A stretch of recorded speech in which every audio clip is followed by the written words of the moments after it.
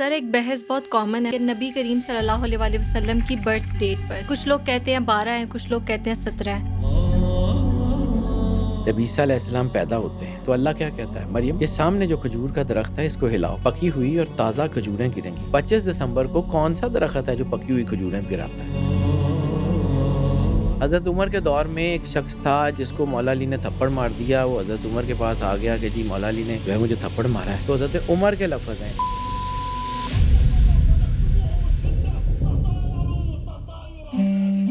درود پاک پڑھنے والوں کا اورا اتنا سٹرونگ ہو جاتا ہے کہ جادو ان کے اوپر ہوتا نہیں، نظر ان کے اوپر ہوتی نہیں، جن بھوت کا کوئی کام ہوتا نہیں، وہ اسے باہر نکل جاتے ہیں۔ عبداللہ ابن ابی کا نام سنا ہوگا، رسالت مآب کا دشمن ہے، رئیس المنافقین ہے، کوئی موقع اس نے نہیں جانے دیا رسالت مآب کو دکھ دینے کا۔ بھگوان رام نے مولا حسین علیہ السلام کی پریڈکشن کی ہے، ان کی رامائن میں موجود ہے کہ مہادیو مہامد کا ایک بیٹا علامہ محمد اقبال نے وہی کہا تھا کہ زبان سے کہہ بھی دیا لا الہ تو کیا حاصل، دل و نگاہ جو مسلمان نہیں تو کچھ بھی نہیں، کچھ بھی نہیں، کچھ بھی نہیں، کچھ بھی نہیں، کچھ بھی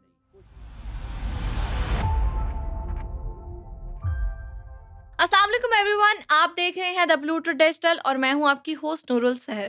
ویورز، آج کے ایپیسوڈ میں ہم درود پاک کی فضیلت کے بارے میں بات کریں گے اور یہ بھی جانیں گے کہ اس کا اسپرچول بیک گراؤنڈ کیا ہے، اور اس کے ساتھ ساتھ جانیں گے کہ لا آف اٹریکشن اور درود پاک کا آپس میں کیا تعلق ہے۔ اور اس سب پر بات کرنے کے لیے میرے ساتھ موجود ہے حیدر جعفری صاحب، تو پوڈ کاسٹ کو اینڈ تک لازمی دیکھیے گا۔ السلام علیکم سر۔ وعلیکم السلام بیٹا، کیسے ہیں آپ؟ اللہ کا شکر، آپ کیسے ہیں؟ مالک کا بے انتہا کرم ہے، کروڑ کروڑ شکر ہے۔ اچھا سر، سب سے پہلے تو یہ بتائیں کہ درود پاک کا کائنات کی تخلیق سے کیا تعلق ہے؟ بیٹا، کائنات کی تخلیق بنی ہی درود پاک کے لیے۔ درود کس کا ہے؟ سرور انبیاء صلی اللہ علیہ وآلہ وسلم۔ تو کائنات کی تخلیق کے اوپر جو پہلا سینٹنس ہے کلمات اللہ، جو پہلا ہے وہ کیا ہے؟ لولا کلمہ خلقت الافلاق۔ یا رسول اللہ صلی اللہ علیہ وآلہ وسلم، میں اگر آپ کو نہ بناتا تو کائنات میں کچھ نہ بناتا۔ تو اس پوری کائنات کا جو سگنیچر ہے وہ سرور انبیاء صلی اللہ علیہ وآلہ وسلم۔ اس کے بعد جو حدیث ہے مستند ترین متواتر اسناد کے ساتھ، سرور انبیاء صلی اللہ علیہ وآلہ وسلم نے فرمایا اول خلق اللہ نوری، سب سے پہلے اللہ نے میرا نور تخلیق کیا۔ پھر ایک اور حدیث ہے، مستند حدیث ہے کہ میں اس وقت بھی نبی تھا جب آدم مٹی اور پانی کے درمیان تھے، جب آدم علیہ السلام کی ابھی تخلیق بھی نہیں ہوئی تھی، سرور انبیاء موجود تھے۔ اور قصہ آدم میں جو قرآن پاک میں شیطان کا جو ہے وہ سجدے والا واقعہ بیان کیا ہے، اس میں ایک چیز بیان کی گئی ہے، ہم لوگ چونکہ ایسے ہی پڑھتے ہیں اور گزر جاتے ہیں، وہ ہے جب شیطان نے انکار کیا کہ میں نے سجدہ نہیں کرنا، اس کو مٹی سے بنایا ہے اور مجھے آگ سے بنایا ہے، تو اللہ نے ایک جملہ کہا ہے، ام کنت من العالین، کیا تو عالین میں سے ہے؟ عالین کون؟ سپیریورٹیز، سپیریئر پیپل، سپیریورٹیز، کوئی ہائٹس، کوئی ایلیٹ، کوئی ایسی پرسنالٹیز، کچھ ایسی چیزیں، کچھ ایسی ہائٹس تھیں جس کا تعارف شیطان کو تھا، اور اللہ نے اسے پوچھا کہ تو ان میں سے ہے کہ تو آدم کو سجدہ نہیں کرا؟ یعنی اس وقت میں ان عالین کے علاوہ باقی سب کو سجدہ کرنے کا حکم تھا۔ اچھا، اب آدم کے اندر سگنیفیکنس کیا تھی یہاں سے جس کو سجدہ کرنے؟ آدم کی جو ہے وہ جسم کو یا آدم کے بت کو سجدہ ہوتا تو آدم کو سجدہ اس وقت بھی کرایا جا سکتا تھا جب اس میں روح نہیں تھی۔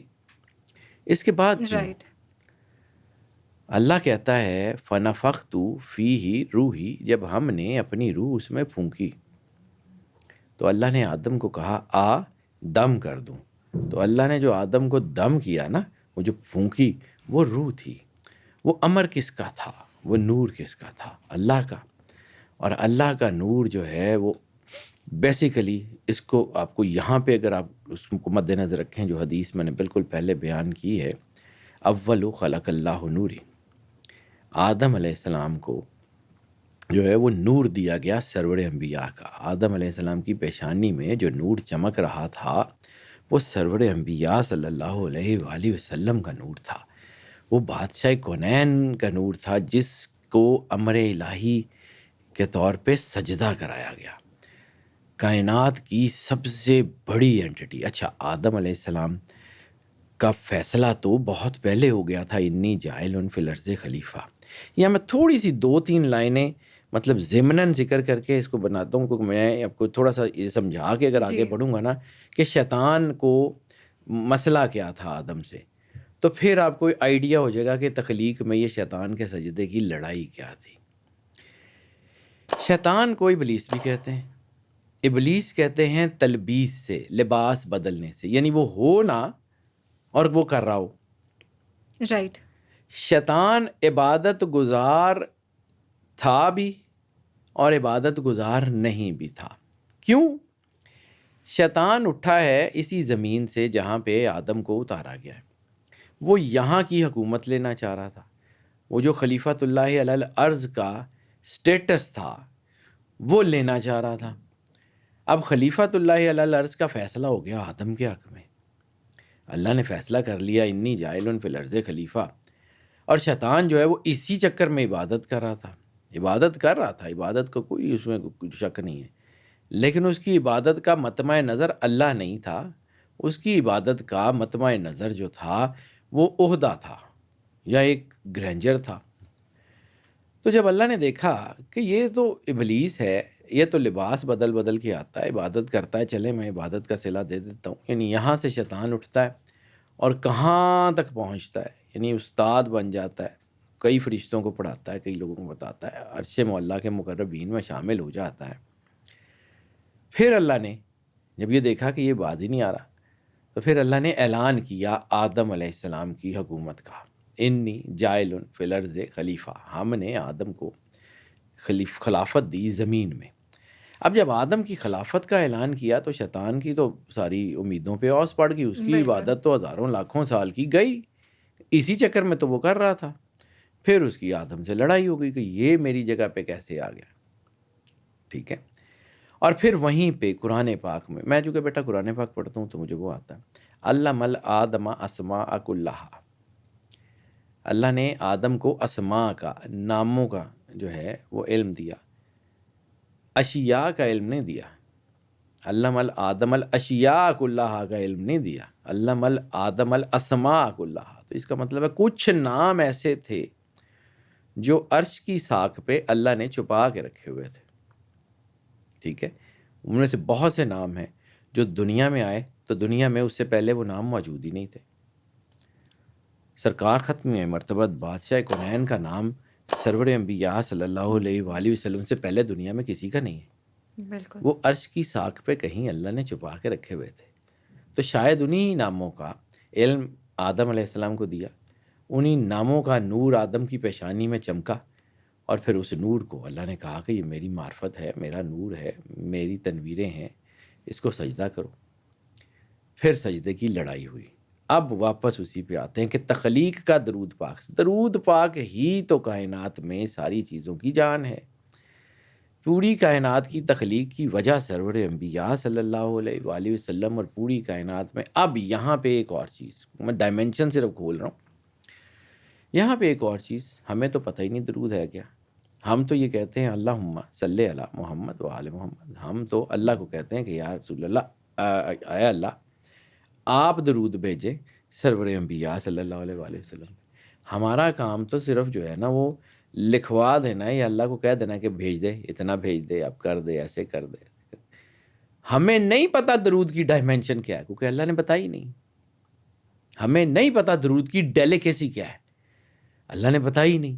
ہمیں نہیں پتہ درود کی نزاکت کیا ہے، اللہ نے بتائی نہیں. کیوں؟ ہم اس قابل نہیں ہیں کہ ہمیں کائنات کے رازوں سے آگاہ کیا جائے. ہم اس لیول پہ نہیں ہے کہ ہمیں اس کائنات کے رازوں سے آگاہ کیا جائے. ہمارا کائنات کے مالک کے ساتھ کوئی ایک کنیکشن ایسا جو ہے وہ اگر کسی وسیلے کے بغیر نہیں ہے، اور وسیلہ کائنات میں ایک ہے، سرور انبیاء صلی اللہ علیہ وآلہ وسلم. باقی جتنے وسیلے ہیں وہ سرور انبیاء صلی اللہ علیہ وآلہ وسلم کی وجہ سے ہیں. بالکل. وہ رسالت مآب سرور انبیاء صلی اللہ علیہ وسلم کی وجہ سے واحد وسیلہ. اللہ ہم سے گفتگو نہیں کرتا، یعنی اللہ کائنات کا اتنا پاک رب ہے کہ وہ کہتا ہے کہ اگر زمین پہ فرشتے آسانی سے چل پھر رہے ہوتے تو ہم نبیوں کو فرشتوں میں سے بنا کے بھیج دیتے. ہم اپنے نبی فرشتوں میں سے بنا کے بھیج دیتے اگر وہ زمین پہ آسانی سے چل پھر رہے ہوتے. تو ایسا نہیں ہے. انسان کو اتارا، انسان کو پرائم بنایا، پھر انسان کے اندر اس نے اپنے بہت سارے میڈلز لگا کے بھیجے، اور ان میڈلز میں سب سے بڑا میڈل ہے احسن تکویم. ہم نے انسان کو احسن تکویم پہ بنایا. یعنی آپ کسی رائٹر کو کہیں، کسی جو ہے وہ کسی پوئٹ کو کہیں کہ جی آپ کا بیسٹ ورک کیا ہے، وہ اپنی کوئی کتاب کھولے گا، اس میں سے ایک سٹینزا نکالے گا یا ایک چیپٹر نکالے گا، کہے کہ دس از مائی بیسٹ ورک. اتنی بڑی کائنات کا، اتنی کمپلیکس کائنات کا رب جب اپنی احسن تکویم کی تخلیق اٹھاتا ہے تو انسان ہے، کہتا ہے کہ اس کو میں نے بنا کے بھیجا. دس از واٹ. اب انسان کا کنیکشن اللہ کے ساتھ بڑا یونیک ہے، بڑا ڈیلیکیٹ ہے، بڑی محبت ہے. لیکن وہ کیوں؟ کہ سرور انبیاء صلی اللہ علیہ وآلہ وسلم کو جو ہے وہ بنایا گیا. یعنی ایک حدیث ہے کہ آدم کے اندر روح اللہ نے اپنی ڈالی، اپنا عمر ڈالا، اور آدم کی شباہت سرور انبیاء صلی اللہ علیہ وآلہ وسلم کی شباہت پہ بنائی. اس لیے انسان یونیک ہے کہ اس کے اندر اللہ کا ایسنس بھی ہے اور سرور رائٹ. انبیاء کا ایسنس بھی ہے. اب انسان کے اندر چونکہ یہ دونوں ہیں، انسان کے اندر چونکہ یہ دونوں ایسنس ہیں، تو انسان کو اپنا آپ اللہ سے بھی جوڑ کے رکھنا ہے اور سرور انبیاء سے بھی جوڑ کے رکھنا ہے. اور واحد ایک عبادت ایسی ہے جو اللہ سے بھی جڑی ہوئی ہے، جو انسان سے بھی جڑی ہوئی ہے، جو سرور انبیاء سے بھی جڑی ہوئی ہے. ان اللہ و ملائکتہ یصلون علی النبی یا ایھا الذین آمنوا صلوا علیہ وسلموا تسلیما. اللہ اور اس کے فرشتے سرور انبیاء صلی اللہ علیہ وآلہ وسلم پہ درود بھیجتے ہیں. اے ایمان والو، تم بھی سرور انبیاء صلی اللہ علیہ وآلہ وسلم اور ان کی آل کے اوپر درود اور سلام بھیجا کرو. وسلموا تسلیما. ٹھیک ہے. درود کی ڈائمنشن میں نے عرض کیا کہ ہمیں نہیں پتہ درود کیا، ہم اللہ کو کہتے ہیں اللہ بھیج دے. اب درود کی بہت ساری ڈائمنشنز ہیں، مطلب درود کے بہت سارے حصے ہیں. درود کے ذریعے ہے، درود تاج ہے، درود ابراہیمی ہے، درود ماہی ہے، جو ہے بہت سارے درود ہیں. مکمل ترین درود ہے جس میں رسالت مآب اور ان کی آل شامل ہوں. رسالت مآب سرور انبیاء صلی اللہ علیہ وآلہ وسلم نے فرمایا کہ مجھ پہ کٹھا پٹھا درود مت بھیجا کرو. تو صحابہ کرام نے پوچھا یا رسول اللہ کٹے پھٹے درود سے کیا مراد؟ فرمایا کہ مجھ پہ درود پڑھو اور میری آل پہ مت پڑھو. ایسا درود مجھ پہ مت بھیجو، وہ مجھے قبول نہیں ہے. اب سلام کی ڈیفینیشن میں صرف چھوٹی سی بتا کے پھر آتا ہوں کہ سائنٹیفکلی درود کا امپیکٹ آپ کی باڈی کے اوپر کیا پڑتا ہے. میں نے صرف تخلیق سے شروع کیا ہے اس کو. رائٹ. اب کیونکہ انسان کے اندر یہ سارا ایسنس موجود ہے، انسان جڑا ہوا ہے سرور انبیاء کو، یعنی اللہ اور رسول کا مرجر جو ہے نا وہ ہے انسان. تو جہاں بھی اللہ اور رسول کا مرجر ہوگا وہاں 5 ضرور ہوگا. اللہ کے عدد ہیں 66، 6 اور 6 12. سرور انبیاء صلی اللہ علیہ وسلم کے 92، 9 اور 2 11. 11 اور 12 کو جمع کریں 23، 2 + 3 = 5. تو دس از ناٹ دا کو انسیڈنس کہ انسان کے اندر 5 سینسری سسٹم رکھے ہیں. بالکل. ٹھیک ہے. And this is also not the کو انسیڈنس کہ آپ کا جو اپر باڈی ہے اس کے ساتھ 2 ہاتھ، 2 ٹانگیں، ایک سر، 5 چیزیں لگا کے بھیجی ہیں. دس از ناٹ دا کو انسیڈنس. اللہ کا کوئی کام بغیر پرسیجن کے نہیں ہوتا. بالکل. اس سے زیادہ پرسائز اور کون ہوگا رائٹ. جس نے اتنی بڑی کائنات اذا اراد شیئا ان یقول له کن، اور پوری کائنات ود آل اٹس کمپلیکسٹی، اس کے جتنے کمپلیکسز ہیں، جتنی کمپلیکسٹیز ہیں، وہ ساری جو ہے اس کے ساتھ اللہ نے بنا دی. تو باقی چیزوں کو چھوڑتا ہے. اب درود جو ہے اس کو فیل کیا جاتا ہے. تو اب صرف ایک ڈائمنشن سلام کی. درود سمجھ آ جائے گا، اس کو میں بتاتا ہوں بعد میں. سلام وسلموا تسلیما، سرور انبیاء صلی اللہ علیہ وآلہ وسلم کی بارگاہ میں سلام پیش کیا کرو. سلام کیا ہے؟ آپ پہ سلامتی ہو، السلام علیکم، رائٹ. آپ پہ سلامتی ہو. بالکل. تو اس کا عام سے لفظوں میں ترجمہ یا رسول اللہ آپ جیئیں، آپ کے بچے جیئیں. اس کا پنجابی ترجمہ یا رسول اللہ تسی جیو، تھوڑے بچے جین. رسالت مآب سرور انبیاء سے محبت کا ایک جو ہے وہ ایک کنیکشن کا، یعنی آپ کسی سے بھی بات کرتے ہیں اسلام میں کیا ہے، السلام علیکم، ٹھیک ہے، سلام سرور انبیاء کو تو آپ نے اپنے اسپیکٹرم میں سلام بھیجا ہے. آپ جو بھی ہیں گناہ گار آدمی ہیں، اس قابل نہیں ہے کہ سرکار کا نام لے سکیں، لیکن اپنی زبان سے چلیں، ہمت کر کے سرور انبیاء کی بارگاہ میں سلام بھیجا. اب صرف ایک لمحے کے لیے یہ سوچیں کہ اگر وہاں سے جواب آ گیا، وہاں سے جواب آ گیا وعلیکم السلام، اس کی آپ طاقت سمجھتے ہیں؟ آپ کی تو نسلیں تر جائیں گی. بالکل، بے شک. آپ کی زبان سے سرکار کے لیے سلامتی نکلی، ٹھیک ہے، آپ کی اپنی اس حیثیت کے مطابق. وہ کائنات کی سب سے پرائم زبان، وہ کائنات کی سب سے عظیم زبان، جس کے بارے میں قرآن کہتا ہے ما ینطق عن الہویٰ ان ہوا الا وحی یوحیٰ، کہ سرکار ختمی ہے مرتبہ بادشاہ کونین تو گفتگو ہی نہیں کرتے سوائے اس کے کہ جو ان پہ وحی کی جائے. یعنی جس وحی کے ساتھ جبرائیل آئے گا وہ وحی ہوگی قرآن پاک، اور جو وحی سرور انبیاء کے دل پہ القاء کی جائے گی وہ وحی ہوگی حدیث یا روزمرہ کے معاملات یا سنت. تو سرکار کا تو ایک ایک سانس، ایک ایک قدم، ایک ایک جیسچر وحی الہی ہے. تو جب اس وحی الہی کی نزول کی جگہ کے اوپر، جب اس وحی الہی کی معدن جہاں سے وحی الہی نکلتی ہے، وہاں سے آپ کے لیے سلام آ گیا. آپ کو نہ اس جہان میں پرواہ کی ضرورت ہے، نہ اگلے جہان بے میں شک. پرواہ کی ضرورت ہے. آپ کی تو نسلوں کو پرواہ کی ضرورت نہیں ہے. کبھی اس کو سمجھیے، یہ اتنی آسان سی بات نہیں ہے بالکل. کہ آپ نے سرور انبیاء سے محبت کی اور سرور انبیاء نے آپ سے محبت کر لی، پھر کیا ہوگا. کتنا بڑا امپیکٹ ہے. یعنی ایک چھوٹی سی آیت ہے قرآن پاک کی. یا رسول اللہ، عربی کہتے ہیں ہم ایمان لائے، تو ان سے کہہ دیجئے تم اسلام لائے. مومن تب بنو گے جب ایمان تمہارے دل میں اترے گا.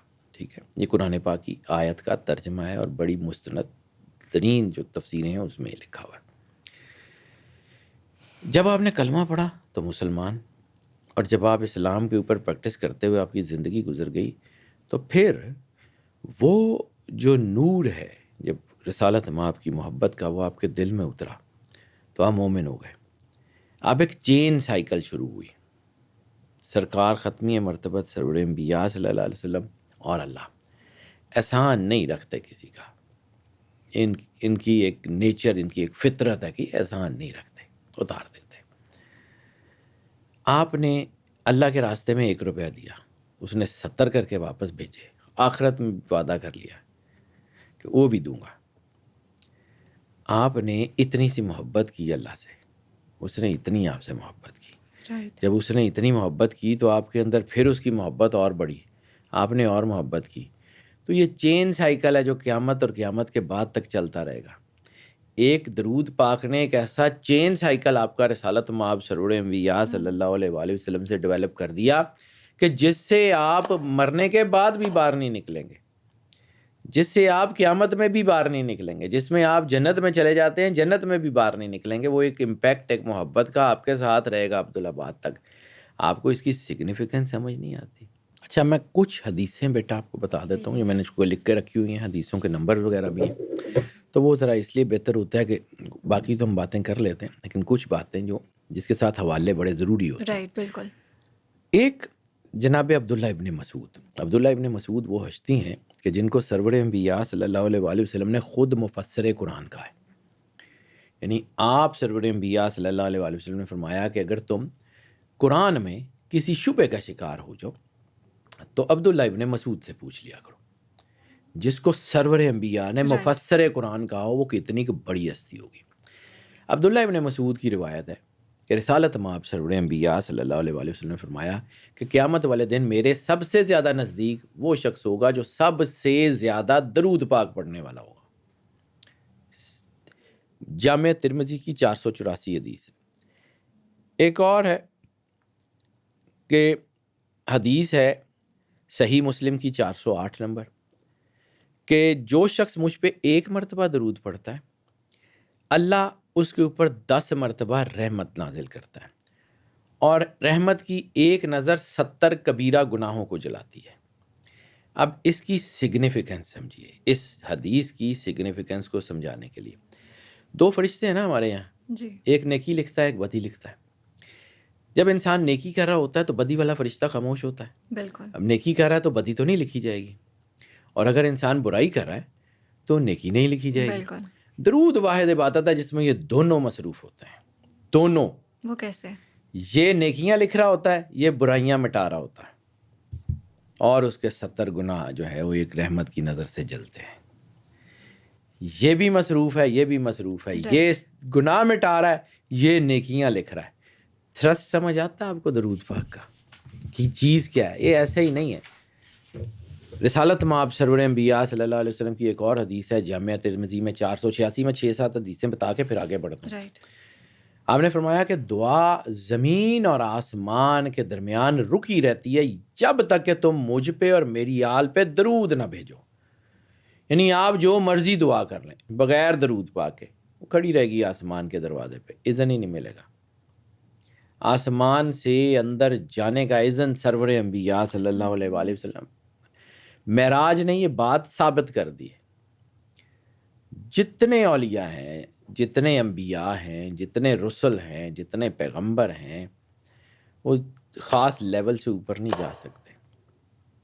بک آف اینوک میں ایک پردے کا ذکر ہے کہ اللہ نے زمین اور آسمان کے درمیان ایک ایسا پردہ لگایا ہوا جس کو کوئی پار نہیں کر سکتا۔ وہ پردہ واحد ایک ہستی نے پار کیا ہے، وہ ہے سرور انبیاء صلی اللہ علیہ وسلم۔ جبرائیل بھی وہاں جا کے رک گیا تھا کہ بس اس سے آگے میری ہمت نہیں ہے، میرا بس ختم۔ وہ جو ہے، اس کے علاوہ بات دیکھیں نا، حضرت عیسیٰ علیہ السلام چوتھے آسمان پہ، حضرت ادریس علیہ السلام چوتھے آسمان پہ، بیت المعمور پہ حضرت ابراہیم علیہ السلام، آگے کوئی نہیں گیا۔ موسیٰ علیہ السلام پہ ایک تجلی پڑتی ہے، کوہ طور بھی جل جاتا ہے، موسیٰ علیہ السلام بے ہوش ہو جاتے ہیں، 70 بندے بھی مر جاتے ہیں۔ اور قرآن پاک کیا کمال کی سینیمیٹوگرافی کرتا ہے، یعنی سین کریشن، سین ڈپیکشن۔ قرآن پاک کی ڈائلاگ ڈلیوری بھی کائنات سے بالکل ماورا ہے۔ معراج کے سفر کے بارے میں قرآن پاک کی جو آیات ہیں نا، ان کے جملے بڑے خوبصورت ہیں، یعنی اس کو سمجھیے۔ میں صرف آپ کو وہ پڑھ کے سناتا ہوں، باقی چیزیں آپ خود سمجھ لیجئے گا۔ ہو رہا تھا جو کچھ بھی وہاں ہو رہا تھا، یعنی جملہ چیک کیجئے، ہو رہا تھا جو کچھ بھی وہاں ہو رہا تھا، اور تمہارے صاحب نے پلک بھی نہیں جھپکی۔ یعنی کہاں موسیٰ علیہ السلام اولو العزم نبی، تجلی پڑتی ہے، بے ہوش ہو جاتے ہیں، 70 بندے بھی مار جاتے ہیں، طور بھی جل جاتا ہے، اور کہاں کل کا کل خدائی کا نور، کل کا کل اللہ، اور سرور انبیاء خود قرآن کہہ رہا ہے صاحب نے پلک بھی نہیں جھپکی۔ وہ برداشت اور یہ برداشت، 1,24,000 نبی کہاں، سرور انبیاء صلی اللہ علیہ وآلہ وسلم کہاں۔ رسالت مآب کی ایک اور حدیث ہے جامعہ ترمذی کی 2457، کہ اگر میں جو ہے نا، وہ آپ فرماتے ہیں وہی ابن کعب کہ یا رسول اللہ میں فلاں فلاں فلاں کچھ پڑھتا ہوں، تو یا رسول اللہ مجھے بتائیے میں کیا کروں؟ فرمایا اگر تم درود پڑھو تمہارے لیے بہت بہتر ہے۔ فرمایا یا رسول اللہ میں آدھا دن یہ پڑھ لیتا ہوں اور آدھا دن درود پڑھ لیتا ہوں۔ فرمایا اس سے زیادہ کر دو تمہارے لیے بہتر ہے۔ پھر انہوں نے کہا کہ یا رسول اللہ میں دن کے چوتھائی حصہ باقی ساری عبادات کر لیتا ہوں اور باقی حصہ درود پڑھتا ہوں۔ فرمایا اس سے زیادہ کر لو تمہارے لیے بہتر ہے۔ انہوں نے کہا یا رسول اللہ اگر میں صرف درود پڑھتا ہوں، ان کا یہ تمہارے لیے بہت کافی ہے۔ بخاری جامعہ ترمذی کی 2457 حدیث ہے۔ اب اس میں کچھ لوگ جو ہے نا، جو کہتے ہیں کہ جی وہ فرض عبادات، فرض اور چیز ہے، نماز پڑھنا فرض ہے، وہ ایک اور چیز ہے، اس کے ساتھ مکس کرتے ہیں نا تو پھر وہ اپنا ہی دماغ خراب کرتے ہیں، اور گل کوئی نہیں۔ اب یہ جو ساری چیزیں ہیں نا، پھر اس میں ایک نسائی نے ایک بڑی کمال کی حدیث ہے کہ اللہ نے کچھ ایسے فرشتے مقرر کیے ہیں کہ جو درود پڑھنے والوں کا درود مجھ تک لے کے آتے ہیں۔ یعنی درود ایسے ہی نہیں بھیجا جاتا، باقاعدہ ڈیلیوری سروس اللہ نے پوری کائنات میں قائم کی ہوئی ہے۔ اچھا سر، یہ بتائیں کہ درود پاک کی سائنٹیفک سگنیفیکنس کیا ہے؟ بیٹا چونکہ اللہ نے انسان کو گوندا ہی درود پاک کے نور سے، آدم علیہ السلام کو نوازا ہی رسالت مآب سرور انبیاء صلی اللہ علیہ وسلم کے نور سے۔ اور میں نے ایک بات کہی تھی کہ آدم کی پیشانی میں رسالت مآب کا نور چمک رہا تھا. بالکل.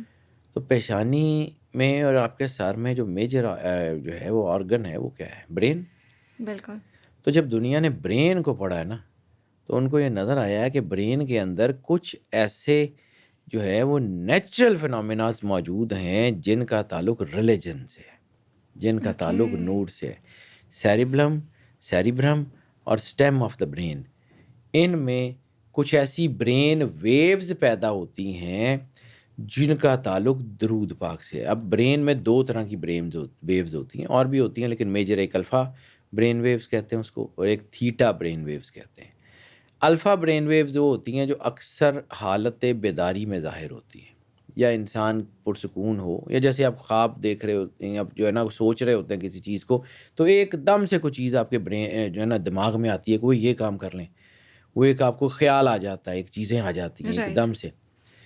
اس کو کہتے ہیں الفا برین ویوز. یعنی آپ جاگ رہے ہوتے ہیں یا ہلکے سے ایسے آپ سوچ رہے ہوتے ہیں آنکھیں بند کر کے کسی چیز کے ساتھ، یا ہلکا مراقبہ اس کو کہہ لیں، اس ذہن آپ کا پرسکون ہوتا ہے تو اللہ کی طرف سے انٹویشنز ایک دم سے آپ کے اوپر آتی ہیں اور آپ بڑے بڑے کام کر لیتے ہیں، جس کی بہت ساری جدید سائنس میں مثالیں. ابن الحیثم آنکھ کے اوپر کام کر رہا تھا تو ایک دم سے اس نے ایسے سوچا اور اس کو وہ پوری آنکھ کا نقشہ سمجھ آ گیا اور اس نے پوری وہ ڈائمینشنز کر لی. اسی طرح نیوٹن روز اسی سیب کے درخت کے نیچے بیٹھتا تھا، ایک دن سیب نیچے گرتے ہوئے دیکھا اور گریوٹی دریافت کر لی. یہ الفا برین ویوز، اس میں اسلام یا دین یا کوئی تعلق نہیں ہوتا، یہ انسان کے اندر ہے. اسی طرح میڈم کیوری نے، یعنی دنیا میں جتنی جو ہیں وہ پینسلین کی دریافت میں بھی یہی ہے کہ انسان کے برین میں ایک دم سے خیال آیا اور وہ ہو گیا. Alpha brain waves. دوسری ہے تھیٹا برین ویوز. یہ ہوتی ہے جب آپ ہلکی سی نیند میں ہوتے ہیں، خواب میں اشارے ہونا. رائٹ. جب آپ جو ہے نا آپ کو یہ خواب کے اندر خواب دیکھتے ہوئے یہ احساس ہوتا ہے کہ آپ خواب دیکھ رہے ہیں، خواب بالکل. کے اندر خواب رائٹ. دیکھتے ہوئے بھی آپ کو یہ احساس ہوتا ہے کہ آپ خواب دیکھ رہے ہیں، اس وقت یہ تھیٹا برین ویوز کام کر رہی ہوتی ہیں. میں ذرا تھوڑی سی سائنٹیفک چیز اس لیے بتا رہا ہوں. اور اس کا تعلق ہوتا ہے آپ کے کانشیس سے، اور کانشیس میں کون ہے؟ اللہ. روح تو اللہ ہی کی ہے نا. بالکل. تو یہ جو روح ہے اس کا تعلق ہے، روح کی کریشن سرور انبیاء آدم علیہ السلام کی پیشانی میں چمکنے والا نور، اس کا کچھ حصہ ہر انسان کے برین میں موجود ہے. وہاں سے اس کے برین نیورونز اور ہارٹ نیورونز ایکٹیویٹ ہوتے ہیں. میں نے پہلے ایک دفعہ سجدے کی بات کی تھی، تو انسان کی انرجی کے دو انرجی سینٹرز ہیں، ایک ہارٹ نیورونز اور ایک برین نیورونز. سجدہ کیوں سب سے زیادہ اہم ہے کہ جب آپ سجدے میں جھکتے ہیں تو یہ جو ہارٹ نیورونز ہوتے ہیں نا، یہ بھی برین کی طرف ٹریول شروع کر دیتے ہیں. تو یہ لائٹ جلتی ہے جب دونوں تاریں اکٹھی ہوتی ہیں. رائٹ. تو جب انسان کے اندر brain and heart neurons activate ہوتے ہیں تو انسان کے اندر روحانیت کا دیا جل جاتا ہے. سجدہ اس لیے اہم ہے. پھر کبھی زندگی رہی تو سجدے کے اوپر بات کریں گے کہ کیا ہوتا ہے. ابھی میں ادھر چلا جاؤں گا نا. اب اصل میں یہ درود پاک ہی ایک ایسی چیز ہے جو کائنات کی سب سے بڑی سائنٹیفک سائیکولوجیکل سب سے بڑی مسٹری ہے. اور یہ ایک عبادت نہیں ہے، دس از اے پریکٹس. عبادت قبول ہونا یا نہ ہونا مشکوک ہوتا ہے، پریکٹس قبول ہوتی ہے. یہ اللہ جب رائٹ. کرواتا ہے تو یہ ہوتی ہے. اب اس کے ذہن کے اوپر بھی انسان کے اثرات ہوتے ہیں، ہیلتھ کے اوپر بھی اثرات ہوتے ہیں، اور اس سے انسان کے اندر وائبریشنز ہوتی ہیں.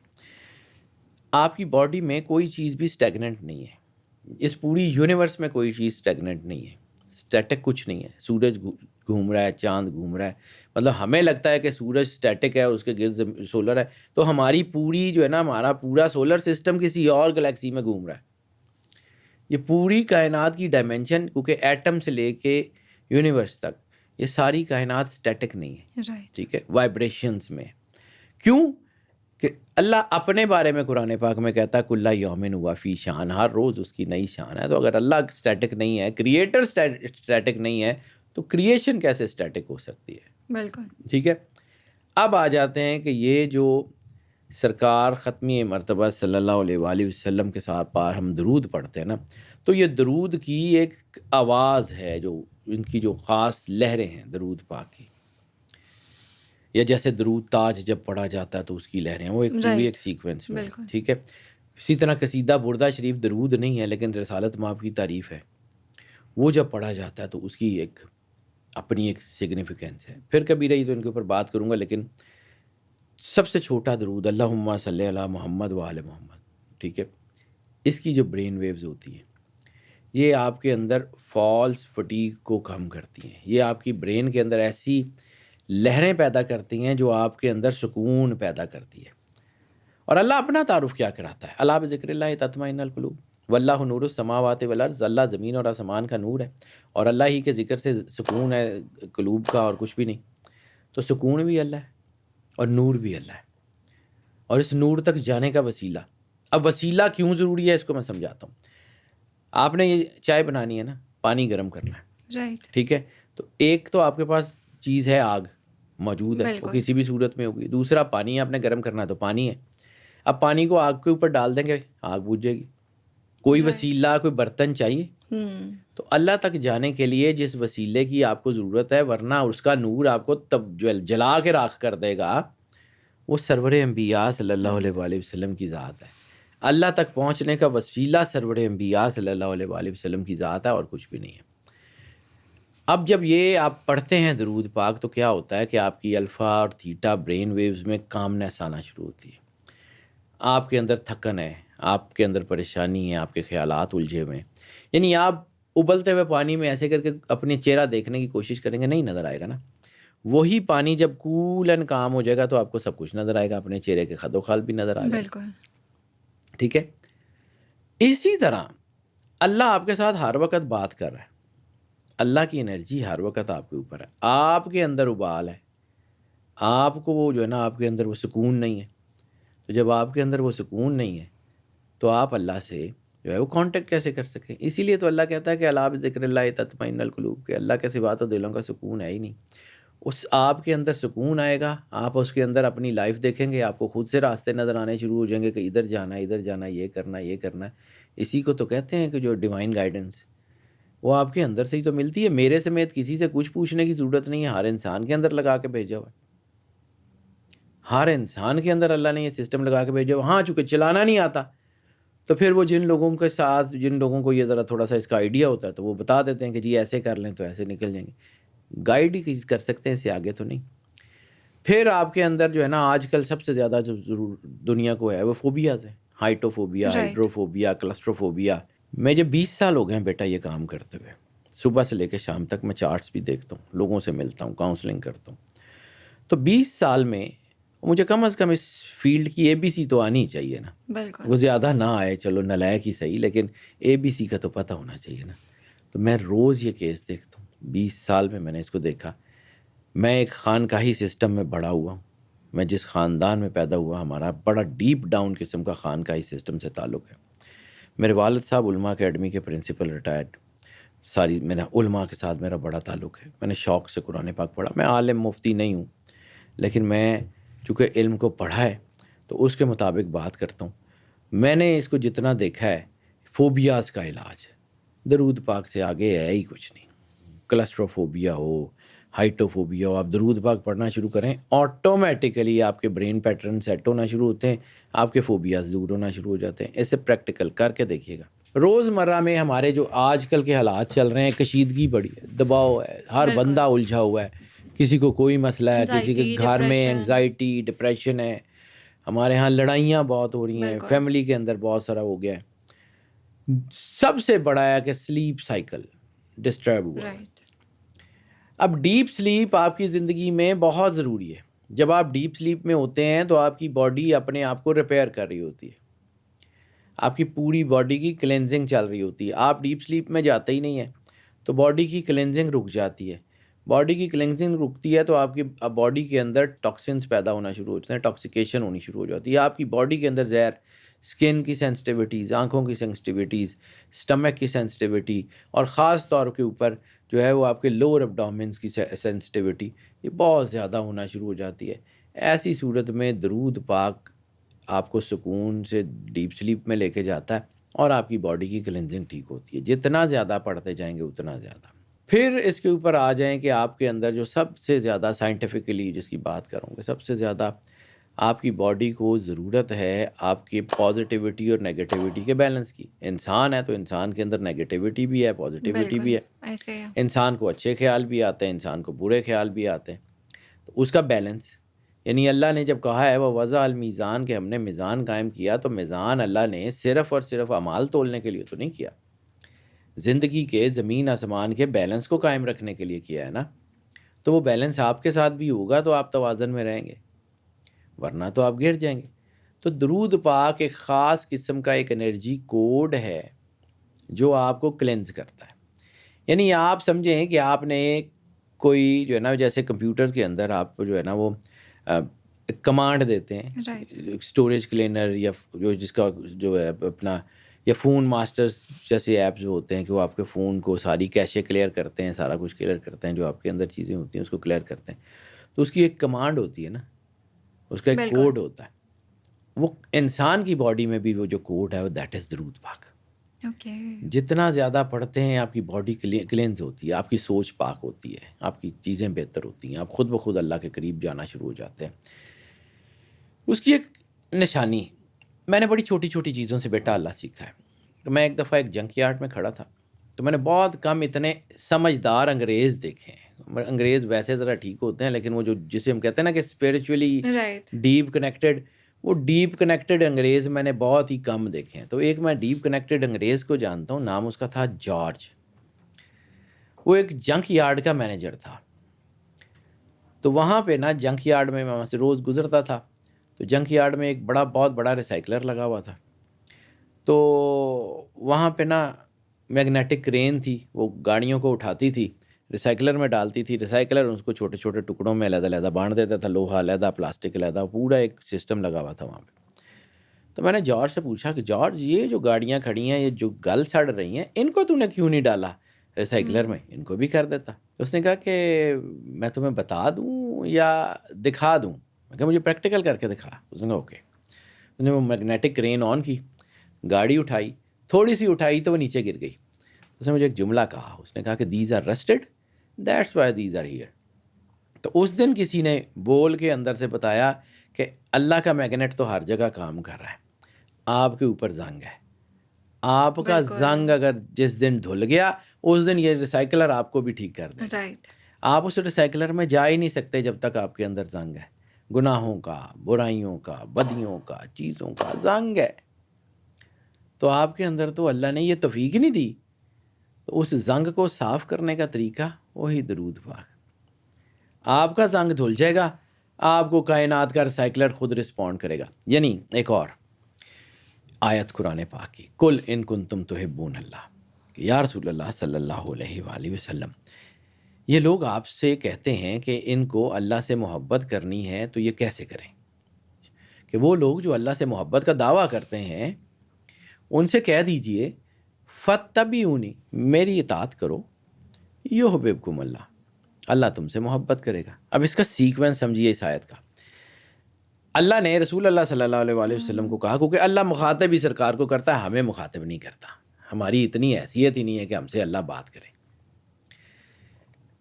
اللہ نے سرکار کو کہا کہ یہ لوگ جو آپ سے میری محبت کے بارے میں پوچھتے ہیں، جو محب اللہ بننے کے لیے کوشاں ہیں، تو ان کو کہیے گا کہ آپ کی اطاعت کریں. فَاتَّبِعُونِی، ان کو کہہ دیجئے کہ میری اطاعت کرو، میں محمد مصطفیٰ صلی اللہ علیہ وآلہ وسلم جو ہے میری اطاعت کرو، اللہ تم سے خود محبت کرے گا. یعنی آپ تو محب اللہ بننے جا رہے تھے، آپ نے رسالت میں آپ کی اطاعت کی تو اللہ نے آپ کو ایلیویٹ کر دیا، اب آپ محبوب اللہ ہیں. آپ محب الہی بننے جا رہے تھے، اللہ نے محبوب الہی بنا دیا، صرف کیا بات ہے. سرور انبیاء صلی اللہ علیہ وآلہ وسلم کے وسیلے سے.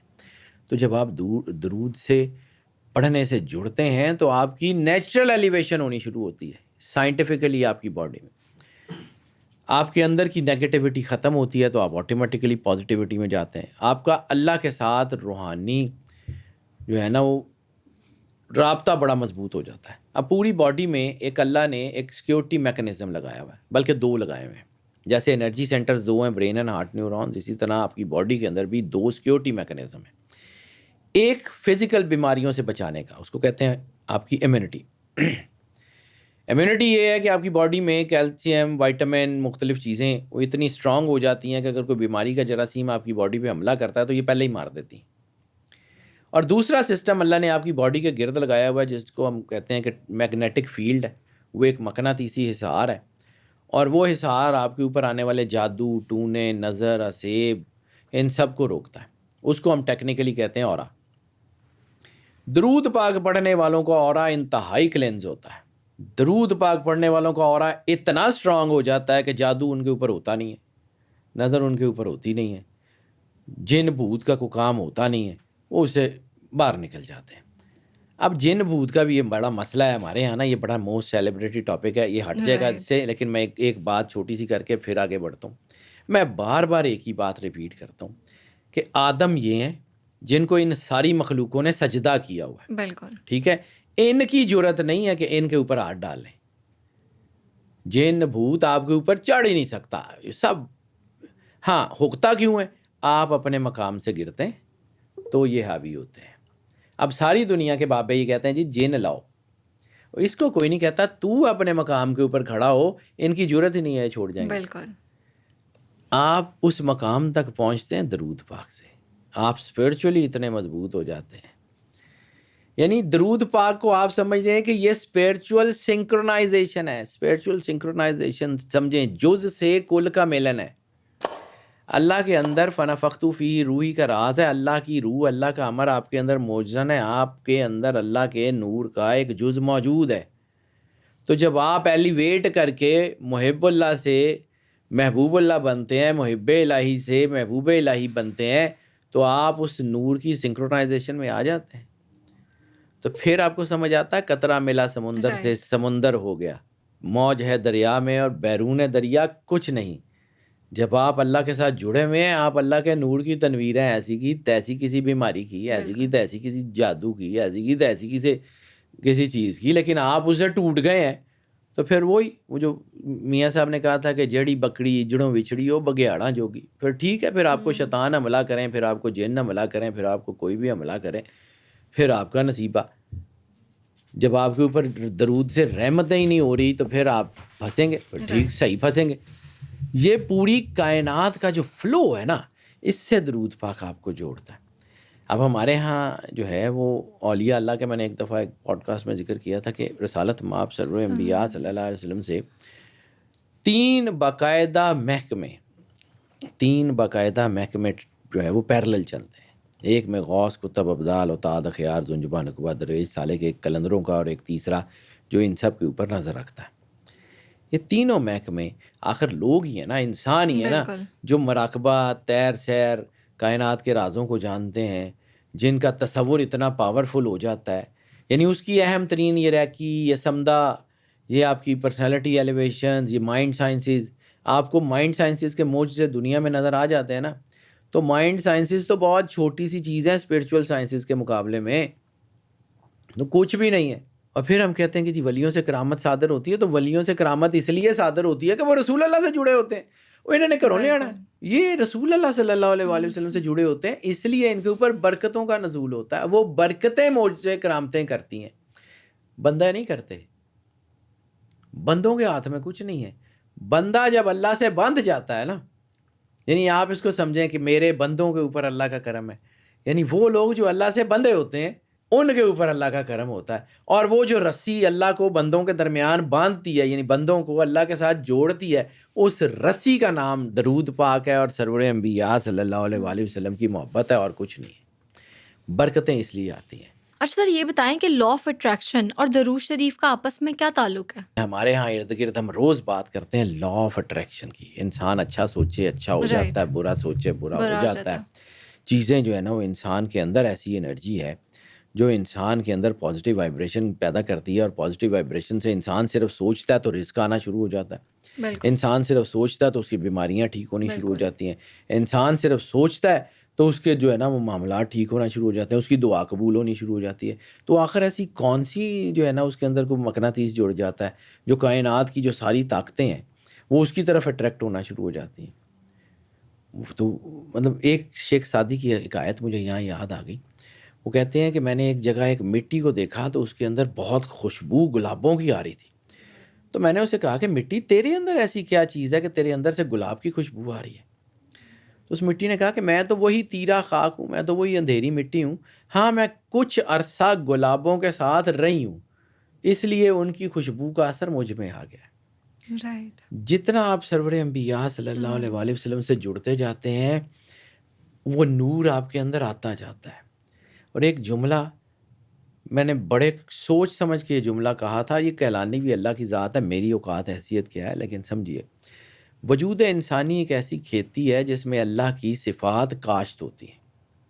آپ کے لیے آپ کے اندر لوگوں کے ساتھ محبت کا جذبہ آتا ہے تو ودود تو صفت ہے اللہ کی، بالکل، وہ ودودیت کا نور جب آپ کے اندر آتا ہے تو آپ کے اندر محبت پیدا ہوتی ہے، آپ کے اندر لوگوں پہ رحم کرنے کا جذبہ آتا ہے تو وہ تو رحمان کا نور ہے، کل اس کا ہے، اس کا جز آپ کے اندر آتا ہے تو آپ کے اندر رحمانیت ہو جاتی ہے، آپ کے اندر سلامتی آتی ہے، سلام تو نام اس کا ہے، آپ کے اندر کرم کا جذبہ آ جاتا ہے، آپ لوگوں کے اوپر مہربانی کرتے ہیں، کریم تو وہ ہے، وہ اصل ہے، آپ جز ہیں، آپ کے وجود میں اس کے صفات کی کھیتی ہوتی ہے، جیسے جیسے آپ جڑتے جائیں گے وہ نور آپ کو ایلیویٹ کرتا چلا جائے گا۔ یہ درود پاک اس کا راستہ ہے، اس راستے پہ جس سے آپ اللہ کے قریب ہوتے ہیں اس کے موٹر وے کا نام درود پاک ہے، جہاں پہ آپ نے فل سپیڈ سے جانا ہے، کوئی انٹرنس نہیں ہے، چلا جائیں، رحمت کا مقناطیس ایکٹیویٹ ہو جاتا ہے، پھر جب آپ کی طرف رحمت خود آتی ہے تو کام تو ہو جاتے ہیں، بالکل، پھر آپ کہتے ہیں کہ جی میں نے ہزاروں تجربات، میں نے ہزاروں لوگ ایسے دیکھے ہیں کہ جن کے راتوں رات نصیب بدلے، یعنی کچھ نہیں تھا ان کے پاس اور پھر اللہ نے ایسی کوئی چیز کی کہ انہوں نے کوئی ایک کام شروع کیا، وہ اس وقت دنیا میں امیر ترین لوگ ہیں، دنیا کے امیر ترین لوگ، میں نے ان کو دیکھا ہوا ہے، میں 2 بندوں ایسوں کو جانتا ہوں جو اس وقت امریکہ میں بہت ٹھیک ٹھاک امیر ہے اور یہاں وہ بھٹے پہ اینٹیں بناتے تھے، اچھا، امریکہ چلے گئے، اللہ نے ایسی گیم کی، امریکہ کیسے گئے وہ بھی چلے گئے اور بنا لیا اور کام کیسے کر دیا، میں نے یہ خود دیکھا، اور اس پہ ان دونوں بندوں کو جن کو میں جانتا ہوں پرسنلی، ان میں ایک خوبی کامن تھی،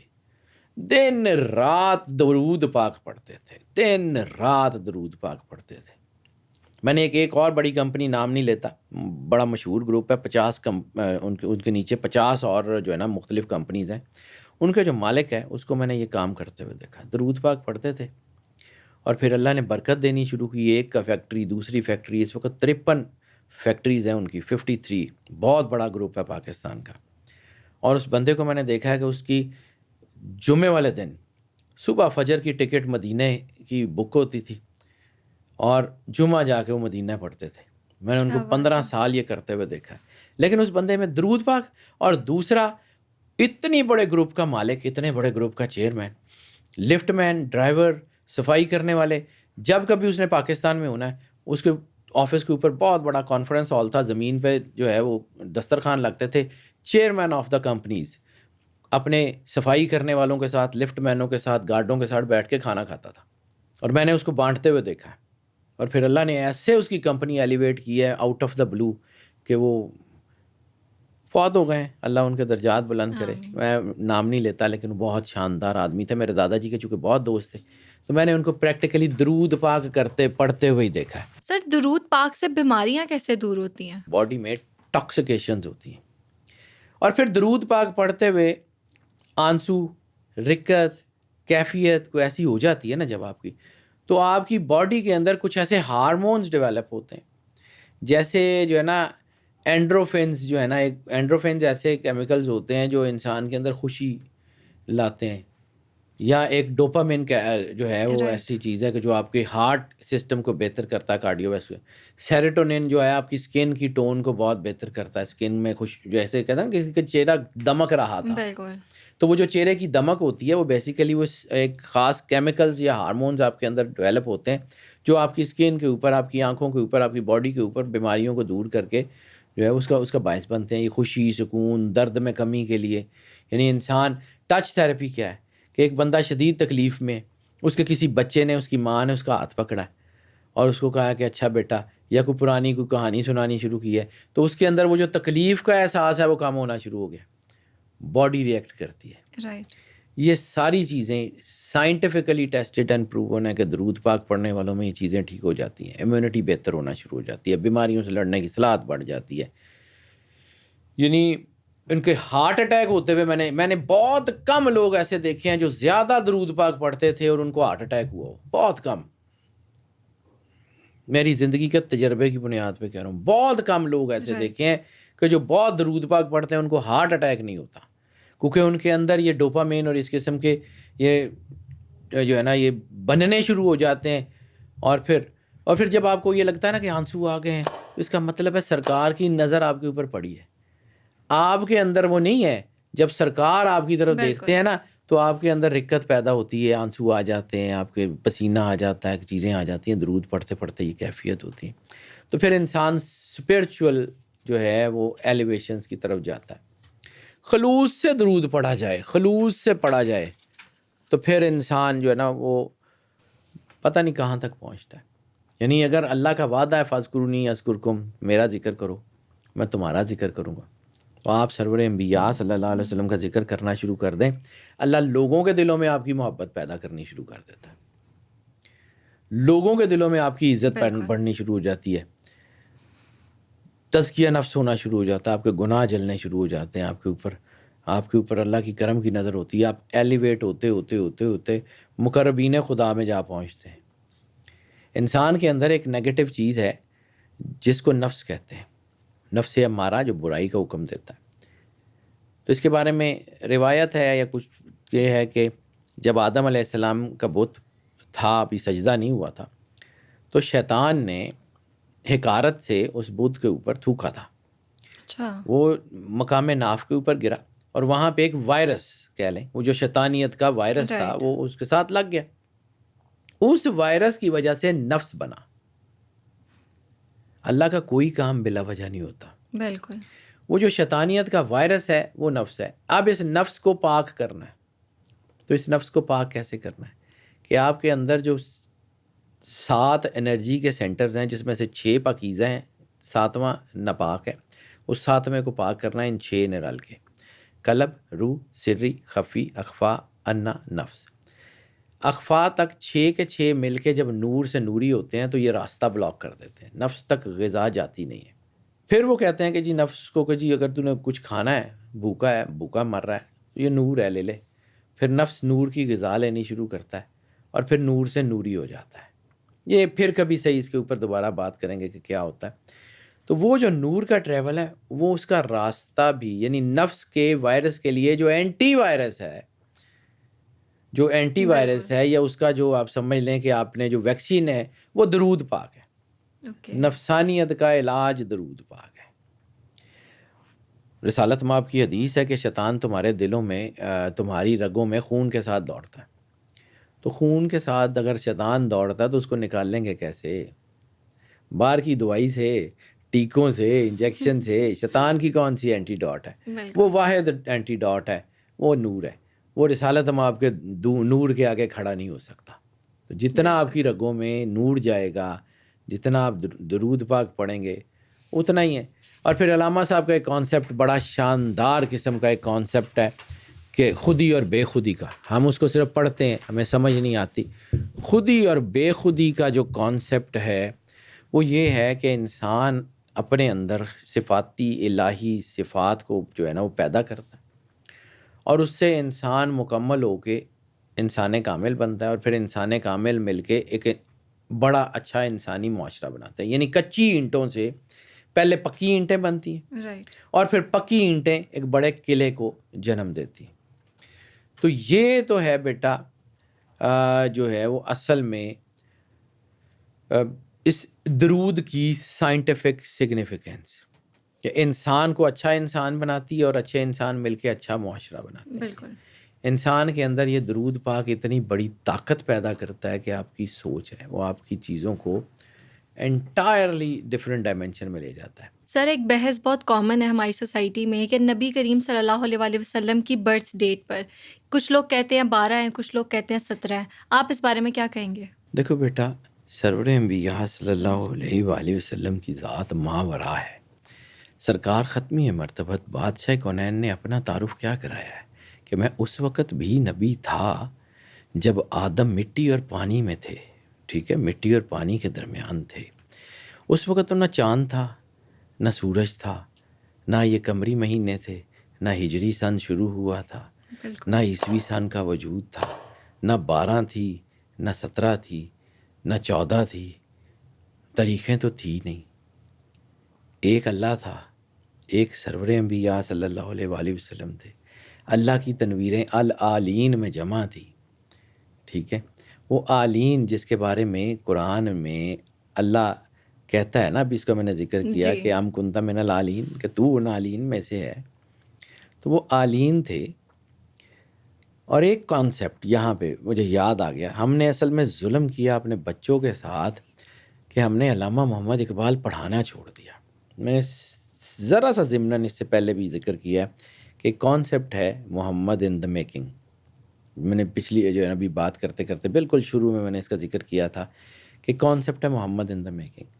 تو سرکار ختمی مرتبت سرور انبیاء صلی اللہ علیہ وآلہ وسلم کہ دنیا میں آنے سے پہلے ان کی تنویر موجود ہے، لولا کا لما خلقت الافلاق کا تاج موجود ہے۔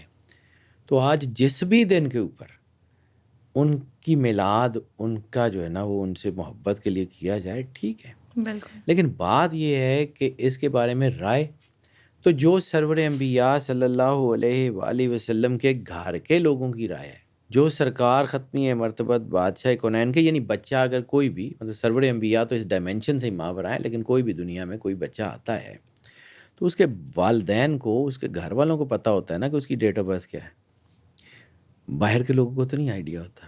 تو جو رائے سرور انبیاء صلی اللہ علیہ وآلہ وسلم کے گھر والوں کی ہے نا، جو ان کے والدین کی، جو ان کی ہے، جو ان کی روایات ہیں، وہ ٹھیک ہے۔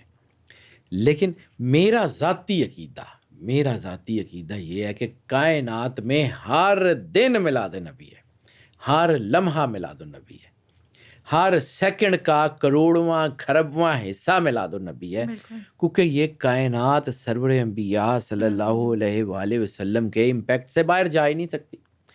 لولا کا لما خلقت الافلاق اگر آپ کو سمجھ آتی ہے، اگر آپ کو یہ سمجھ آتی ہے کہ قرآن پاک لا ریب فی کتاب ہے جس میں کوئی شک نہیں ہے، تو پھر آپ کو اس بات کی بحث کرنے کی ضرورت کیا ہے؟ بالکل میں یہی تو بیٹا سمجھانے کی کوشش کر رہا ہوں کہ درود پاک ہو، سرکار سے محبت ہو، وہ زبانی نہیں ہوتی، وہ زبانی نہیں ہوتی، وہ پریکٹیکلی کرنی پڑتی ہے۔ وہ پریکٹیکل محبت کا نام دین ہے۔ پریکٹیکلی آپ کو درود کی سمجھ آنی چاہیے کہ یہ درود کیا ہے۔ رائٹ یعنی اللہم صلی علی محمد و آل محمد کہہ کے گزر جانا درود ہے؟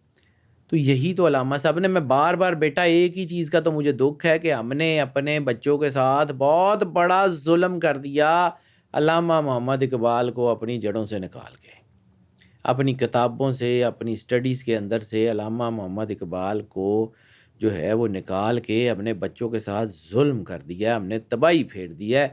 علامہ صاحب نے بتایا تھا کہ کیا ہے، علامہ صاحب کا concept Muhammad in the making. علامہ محمد اقبال نے یہ کہا تھا کہ زبان سے کہہ بھی دیا لا الہ تو کیا حاصل، دل و نگاہ جو مسلمان نہیں تو کچھ بھی نہیں۔ بے شک درود پاک زبان سے پڑھ لیا تو کیا فائدہ اگر آپ کے دل میں رسالت مآب اور ان کی اولاد کی محبت نہیں تو کچھ بھی نہیں۔ بالکل میلاد کا مطلب کیا ہے؟ خوشی، ظہور کی خوشی، ٹھیک ہے۔ آپ نے اگر صرف جو ہے وہ دنیا کو دکھانے کے لیے کرنا ہے، اگر آپ کو رسول اللہ صلی اللہ علیہ وآلہ وسلم کی خوشی اپنے اندر محسوس ہی نہیں ہوتی، صرف ایسے ہی کہ جو 10 دیگاں دیں گے لوکی گلاں سنیں آہا کہا، تو پھر آپ نہ کریں، بالکل بالکل نہ کریں۔ میں بڑا فرم بلیور ہوں اس چیز کا کہ رسالت مآب نے کہا تھا ہماری خوشی میں خوش ہوا کرو اور ہماری غم میں غمگین ہوا کرو۔ اگر رسول اللہ صلی اللہ علیہ وآلہ وسلم کے گھر کا دکھ آپ کو سمجھ نہیں آتا، اگر رسول اللہ صلی اللہ علیہ وآلہ وسلم کے گھر کی تکلیف آپ کو سمجھ نہیں آتی، ان کے بچوں کی شہادت آپ کو سمجھ نہیں آتی، ان کی بیٹیوں کی چادریں چھیننا آپ کو سمجھ نہیں آتی، تو پھر آپ کوئی عزاداری نہیں ہے، جو مرضی کر لیں، فارغ ہیں آپ۔ بالکل اور اگر رسول اللہ کی خوشی آپ کو سمجھ نہیں آتی، ان کی خوشی آپ کے اندر نہیں ہوتی، تو پھر آپ جو مرضی کر لیں، جتنا بڑا مرضی جشن منا لیں، جتنا بڑا جو مرضی کر لیں، کچھ نہیں ہے۔ احساس کا نام ہے، پریکٹیکلی درود نام ہے۔ سر ابھی آپ نے ذکر کیا پریکٹیکل درود، یہ کیا ہے، اس کو ایکسپلین کریں۔ بیٹا درود ہے ہی پریکٹیکل، زبانی نہیں ہے۔ درود کا میں نے ابھی پہلے بات کی ہے کہ درود کیا ہے۔ سرور انبیاء صلی اللہ علیہ وآلہ وسلم آپ پہ سلامتی ہو اور آپ کی اولاد پہ سلامتی ہو۔ درود ابراہیمی جو ہم ہر نماز میں پڑھتے ہیں، اس میں کیا ہے کہ درود بھیج سرکار ختمی مرتبت پہ ایسے جیسے ابراہیم علیہ السلام پہ بھیجا تھا اور ان کی آل پہ، اور سرکار کی آل کے اوپر درود ایسے بھیج جیسے ابراہیم کی آل پہ ہے، ٹھیک ہے؟ اور سرکار کو اور سرکار کی آل سرور انبیاء صلی اللہ علیہ وسلم کو ایسے برکت دے جیسے ابراہیم علیہ السلام کو برکت دی تھی۔ تو قرآن پاک میں اللہ بار بار تو کہتا ہے وَفَضَّلْنَا عَلَى نُوحٍ عَلَى الْعَالَمِينَ، کہ ہم نے آل نوح کو عالمین پہ فضیلت دے دی، سلام علی آل یاسین۔ تو سرور انبیاء صلی اللہ علیہ وآلہ وسلم کی آل اگر آپ کو سمجھ نہیں آتی تو پھر آپ کا کون سا درود ہے؟ پھر آپ کیا پڑھ رہے ہیں؟ جو بلے شاہ نے کہا تھا کہ تیرا دل کھڈاوے منڈے کڑیاں کیتی رب نال 420، آپ دل میں کہہ رہے ہیں کہ یا اللہ ہمیں انعام یافتگان کا راستہ دے۔ سورہ فاتحہ تو پڑھتے ہی ہیں نا، بالکل انعمت علیہم، کہ ان کا راستہ دکھا جن کے اوپر تو نے انعام کیا ہے، اور انعام یافتگان کے خلاف کھڑے ہیں۔ رسالت آپ کو تو آپ سے کچھ نہیں چاہیے، بالکل رسالت آپ سرور انبیاء صلی اللہ علیہ وسلم کو تو کچھ نہیں چاہیے آپ سے، لیکن اللہ نے کچھ رسالت آپ کو کہا ہے کہ یا رسول اللہ، قرآن پاک میں کہا ہے سورہ شورا کی آیت نمبر 23 میں، کل جو ہے نا اس میں، اور بہت ساری ہے کہ میں جو ہے نا کل لا اسألکم علیہ اجرا الا مودۃ فی القربی والی آیات ہے کہ یا رسول اللہ صلی اللہ علیہ وسلم ان سے کہہ دیجئے میں تم سے کوئی اجر رسالت نہیں مانگتا سوائے اس کے کہ میری اولاد سے مودت رکھنا۔ مودت محبت کی سپرلیٹو ڈگری ہے، ہم لوگ اس کو محبت کہہ کے گزر جاتے ہیں۔ محبت اور مودت یعنی اللہ نے سرکار ختمی مرتبت کو کہا ہے کہ ان سے صرف ایک اجر رسالت مانگنا ہے، اور وہ محبت، اور محبت کی بھی سپرلیٹو ڈگری۔ اب محبت اور مودت میں مجھے فرق سمجھ آتا ہے، میں 20 سال اس کے اوپر ریسرچ کرتا رہا ہوں، مجھے صرف ایک مثال ملی ہے، صرف ایک مثال، اور وہ مودت کی شدید ترین محبت کی مثال ہے، وہ ہے مچھلی۔ اچھا، محبت آپ کی زندگی میں تھی، آپ نے کسی سے شدید محبت کی، اب وہ محبت آپ کی زندگی سے نکل گئی، آپ اپنی زندگی میں بزی ہو گئے، وہ اپنی زندگی میں بزی ہو گئی، جان تو نہیں گئی، مرے تو نہیں۔ رائٹ، یہی کہا جاتا ہے نا محبت میں کوئی مار نہیں جاتا، مودت میں مر جاتا ہے۔ مودت جو ہے نا جب مچھلی پانی سے نکلتی ہے تو مر جاتی ہے، یہ مودت ہے۔ اچھا مچھلی آپ نے پانی سے نکالی، وہ مر گئی، مرنے کے بعد آپ نے اس کو بھونا، نمک لگایا، پکایا، کھا گئے، وہ آپ کے اندر چلی گئی، اب بھی وہ پیاس لگا رہی ہے، اب بھی وہ پانی مانگ رہی ہے، یعنی مرنے کے بعد بھی پانی سے اس کا جو تعلق ہے وہ نہیں ختم ہو رہا۔ یہ مودت ہے، یہ مانگا ہے اللہ نے، سرکار ختمی مرتبت کو کہا ہے کہ میری اولاد سے مودت رکھنا، ٹھیک ہے؟ یہاں پہ جو قربہ ہے نا، اس کا ترجمہ خود اللہ نے رسالت میں آپ کو حدیث قصہ پڑھنی پڑے گی آپ کو، ہاؤلائے اہل بیت، یہی میرے اہل بیت ہیں۔ کون لوگ ہیں اس چادر کے اندر حدیث قصہ میں؟ اور کون سی آیت آتی ہے؟ یہی آیت آتی ہے، وہ آیت آتی ہے جو ہے وہ انما یرید اللہ لیذھب عنکم الرجس اہل البیت ویطہرکم تطہیرا، کہ حدیث قصہ میں رسالت میں آپ تشریف لاتے ہیں پاک بی بی سیدہ سلام اللہ علیہا کے گھر، اور کہتے ہیں کہ میرے بدن میں ذوف ہے، مجھے ایک چادر اڑا دو، وہ بڑی یمانی چادر رسالت میں آپ کو دیتے ہیں۔ پھر مولا حسن تشریف لاتے ہیں، وہ پوچھتے ہیں کہ اماں جان مجھے میرے نانا رسول اللہ کی خوشبو آ رہی ہے، تو ماں جو ہے بی بی کہتی ہیں کہ وہ چادر کے نیچے ہیں۔ پھر مولا حسین تشریف لاتے ہیں، وہ کہتے ہیں کہ میرے نانا کی خوشبو آ رہی ہے، وہ کہتے ہیں وہ چادر کے نیچے ہیں، وہ بھی وہاں چلے جاتے ہیں۔ پھر مولا علی تشریف لاتے ہیں، وہ کہتے ہیں کہ مجھے رسالت میں آپ کی خوشبو آ رہی ہے، ان کے جی وہ چادر کے نیچے، مولا علی بھی اس چادر میں چلے جاتے ہیں۔ پھر بی بی آتی ہیں، پھر فرشتہ آتا ہے جبرائیل اللہ کے حکم سے وحی لے کے، اور پھر وہ فرشتہ جو ہے وہ جبرائیل امین وہ پوچھتے ہیں کہ یا اللہ یہ تو ٹھیک ہے یہ سارا گھر، لیکن آج پوری کائنات کا مزاج بدل گیا ہے، آج یہ سارے اکٹھے ہیں، آج تیرا موڈ بہت خوبصورت ہے، آج تو انعامات بانٹ رہا ہے، آج یہ کیا کیفیت ہے، یہ کون ہے، یہ کون لوگ ہیں؟ تو اللہ نے جو تعارف کرایا ہے وہ بتاتا ہے کہ کون لوگ ہیں۔ اللہ نے جو ہے جب تعارف کرانا تھا تو کیا تعارف کرانا چاہیے تھا اصول کے طور پہ کہ یہ رسالت مآب ہیں، ان کی بیٹی ہیں، ان کے داماد ہیں، ان کے نواسے ہیں۔ اللہ نے جو تعارف کرایا جو حدیث کے سام ہے وہ تو ہے کہ ہم فاطمہ اہل بیت نبوہ، یہ اہل بیت کے جو ہے نا یہ نبوت کے اہل بیت ہیں، وہ مادن رسالہ، رسالت کے نکلنے کی جگہ ہیں۔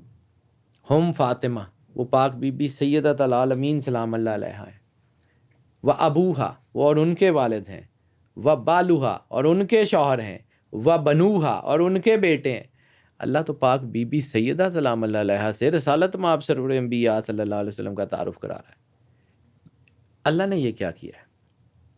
درود کا تعارف کرا رہا ہے۔ بالکل یہ درود کا تعارف ہے کہ اگر اہل بیت، اور اب ہم یہ کہتے ہیں کہ جی یہ لوگ، میں ایک چیز کا فرم بلیور ہوں، بیٹا میں مفتی نہیں ہوں، میں عالم نہیں ہوں، میں فتویٰ نہیں دے رہا ہوں، لیکن مجھے یہ سمجھ آتی ہے کہ جو قرآن ہے نا وہ لا ریب فیہ کتاب ہے، اور اللہ قرآن میں بلا وجہ کوئی بات ایسی کرتا ہی نہیں ہے جس کا پیچھے کو پوری ڈائمنشن نہ ہو، بے شک۔ ٹھیک ہے؟ اور رسالت مآب سرور انبیاء کے بارے میں قرآن کیا کہتا ہے؟ ما ینطق عن الہویٰ ان ہوا الا وحی یوحیٰ، کہ سرور انبیاء صلی اللہ علیہ وآلہ وسلم تو کوئی لفظی گفتگو نہیں کرتے سوائے اس کے کہ جو ان کے اوپر وحی کی جائے۔ تو جو وحی الہی کا مقام ہے جس کے ساتھ جبرائیل ہے وہ قرآن ہے، اور جہاں پہ القاء ہے سرور انبیاء کے دل کے اوپر وہ بھی مقام وحی ہے، وہ حدیث ہے۔ تو یہ حدیث کے سامنے وحی دونوں ہے، قرآن کی آیت بھی آئی جو ہے نا وہ انما یرید اللہ لیذھب عنکم الرجس، اور یہ والی بھی آئی۔ تو یہ مستند ترین روایت ہے کہ جو ہے ان کے گھر کے ساتھ۔ اب یہاں پہ یہ سوال ہوتا ہے کہ جی یہ کیا رشتوں کی وجہ سے؟ تو بالکل بھی نہیں بیٹا، بالکل بھی نہیں۔ یہ لوگ اپنی ذات میں کمپلیٹ اینڈ کمپریہنسو ہیں کہ اللہ نے رسالت مآب کے ساتھ جوڑے ہیں۔ بے شک۔ آپ مباہلے والی آیات میں نساءنا و نساءکم، ابناءنا و ابناءکم، انفسنا و انفسکم، وہ بھی یہی ہیں، وہ یہی ہیں اور کوئی نہیں ہے۔ اب یہاں پہ ایک چیز دیکھنی پڑے گی کہ سرور انبیاء صلی اللہ علیہ وسلم جو کہتے ہیں جو کرتے ہیں وہ سنت ہے نا، اسوہ حسنہ ہے، بالکل ٹھیک ہے؟ رسالت مآب تو اپنی بیٹی کو دیکھ کے کھڑے ہو جاتے تھے۔ اگر بیٹی کے لیے کھڑے ہوتے تھے تو آج ہر باپ کے لیے یہ سنت کیوں نہیں ہے کہ اپنی بیٹی کو دیکھ کے کھڑا ہوگا؟ وہ صرف بیٹی کے لیے نہیں، وہ پاک بی بی کی ذات کی ساتھ تھا، بیٹی کا اس میں کوئی امپیکٹ نہیں تھا، وہ آئیکونک پاک بی بی سیدۃ العالمین سلام اللہ علیہا تھی۔ اسی طرح امام حسین علیہ السلام جب نماز کے دوران رسالت مآب کے جو ہے وہ پشت مبارک کے اوپر آ گئے تھے، سجدہ لمبا ہو گیا تھا، تو اگر صرف یہ نواسے کے لیے ہوتا تو ہر امام کو یہ سنت ہوتی کہ جی جب تمہارا نواسہ تمہاری جو ہے نا وہ پشت کے اوپر آ جائے گا تو نماز لمبی ہو جائے گی۔ وہ نواسوں کے لیے نہیں تھا، آئیکونک مولا حسن حسین علیہ السلام کے پاس آئیکونک وہ آیتیں صرف ان کے گھر تھیں۔ یہ وہ لوگ تھے جن کا تعلق العالین سے ہے، جن کے نام اللہ نے چھپا کے رکھے ہوئے تھے، جن سے پہلے یہ نام دنیا میں نہیں تھے۔ یہ وہی نور ہے جو آدم کی پیشانی میں چمک رہا تھا۔ اب میں کچھ احادیث جو ہیں وہ بیان کر دیتا ہوں ذرا صرف لوگوں کو بتانے کے لیے، ورنہ مطلب جس کی رسالت مآب سے محبت ہوتی ہے اس کو اتنی حوالوں کی پرواہ بھی نہیں ہوتی، لیکن پھر بھی چلیں۔ اہل بیت سے محبت ایمان کی علامت ہے، ٹھیک ہے؟ بے شک۔ رسالت مآب کی حدیث ہے جامعہ ترمذی میں 3786، اس میں ترکت فیکم الثقلین والی حدیث، ٹھیک ہے؟ میں لوگوں میں تمہارے درمیان دو بہت بھاری چیزیں چھوڑ کے جا رہا ہوں، کتاب اللہ و اطرتی اہل بیت، کتاب اللہ و اطرتی اہل بیت۔ اور یہ لوگ جو ہے وہ ایک دوسرے سے جدا نہیں ہوں گے یہاں تک کہ میرے پاس حوض کوثر پہ اکٹھے ہو جائیں۔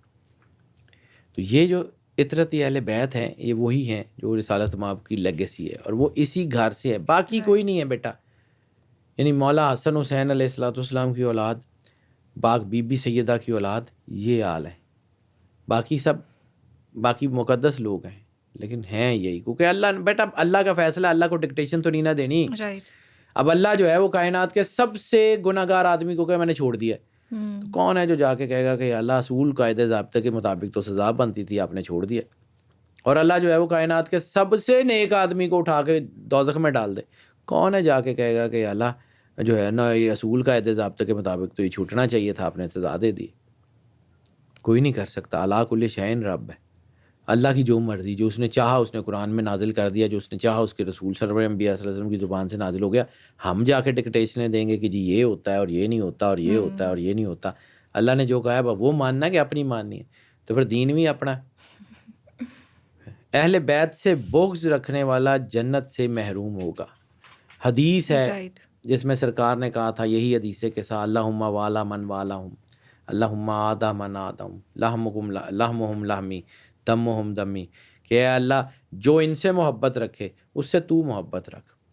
ان کا خون میرا خون ہے، ان کا گوشت میرا خون ہے. ٹھیک ہے. اب کیا سمجھتے ہیں کہ سرور انبیاء صلی اللہ علیہ وسلم نے دعا کی ہو اور وہ دعا پوری نہ ہوئی ہو؟ یہ کیسے ہو سکتا ہے؟ آپ سرور انبیاء صلی اللہ علیہ وسلم کی دعا کو سمجھتے کیا ہے؟ اور ایک اور حدیث ہے 1000 میں اس کو جو ہے مسند احمد کی جو ہے وہ 13,525، جس رسالت مآب نے فرمایا جس نے علی سے محبت کی اس نے مجھ سے محبت کی، جس نے مجھ سے محبت کی اس نے اللہ سے محبت کی، اور جس نے اللہ سے محبت کی وہ جنت کا حقدار ہے. ٹھیک ہے، مسند احمد کی. پھر شباب اہل جنت، سیدہ شباب اہل جنت والی حدیث سب کو پتہ ہے. ایک اور حدیث ہے سند ابن ماجہ 144 نمبر حدیث ہے. آپ نے دونوں بیٹوں کو مولا حسن اور حسین کو گود میں اٹھایا، ایک کو اس سائڈ پہ ایک کو اس سائڈ پہ، اور مسجد نبوی میں آئے. ممبر کے اوپر بیٹھ کے آپ نے فرمایا کہ یہ میرے دونوں بیٹے، ان سے محبت رکھو، یہ جوانان جنت کے سردار ہیں، جو ان سے محبت کرے گا وہ جنت میں جائے گا. آپ کا کیا خیال ہے کہ یہ صرف جو ہے وہ ہر بیٹے کے لیے تھا؟ نہیں. آپ کو کربلا میں نظر نہیں آتا کہ وہ لوگ جو ہے وہ مولا حسین کو رسول کی آل کو شہید بھی کر رہے تھے اور نماز میں درود ابراہیمی بھی پڑھ رہے تھے؟ کون سی نماز؟ کون سا درود؟ نماز میں تو کہہ رہے تھے کہ آل محمد کے اوپر جو ہے وہ درود بھیج رہے ہیں ہم. نماز میں تو کہہ رہے تھے کہ اللہ درود بھیج، اور کر رہے تھے آل محمد کا قتل. ہماری تو خواتین کا کوئی نام بار لے لے تو ہمیں آگ لگ جاتی ہے، ہم چیر کے نکل جاتے ہیں. اور رسالت مآب کی اولاد کی چادریں چھین لی گئیں، غیرت نہیں آئی. رسالت مآب سرور انبیاء صلی اللہ علیہ وآلہ وسلم کی غیرت پہ ہاتھ ڈالا گیا، اور جو ہے پڑھ رہے تھے نماز بھی. مولا حسین علیہ الصلوۃ والسلام کو شہید کر کے جمعہ بھی پڑھا تھا انہوں نے. کون سی نماز؟ سب سے بڑا گناہ جو ہے نا اللہ جس کو نہیں بخشتا وہ گستاخی ہے. اس کی بہت بڑی مثال ہے قرآن پاک. میں چونکہ قرآن پاک ہی پڑھتا ہوں. عبداللہ ابن ابی کا نام سنا ہوگا، رسالت مآب کا دشمن ہے، رئیس المنافقین ہے. کوئی موقع اس نے نہیں جانے دیا رسالت مآب کو دکھ دینے کا. بالکل. ٹھیک ہے. اس کا بیٹا مسلمان ہو گیا، صحابی ہے، اور رسول اللہ صلی اللہ علیہ وآلہ وسلم کا وفادار صحابی ہے. بڑی محبت ہے اس کو رسالت مآب سرور انبیاء سے، کعب بن عبداللہ ابن ابی. ٹھیک ہے. جناب کعب رسالت مآب کے پاس آتے ہیں، آ کے کہتے ہیں یا رسول اللہ میرا باپ بڑی تکلیف میں ہے، نزع کے عالم میں ہے، موت نہیں آ رہی. اور پھر وہ جملے ہیں کہ یا رسول اللہ میں کبھی نہیں کہوں گا کہ اس کو معاف کر دیں.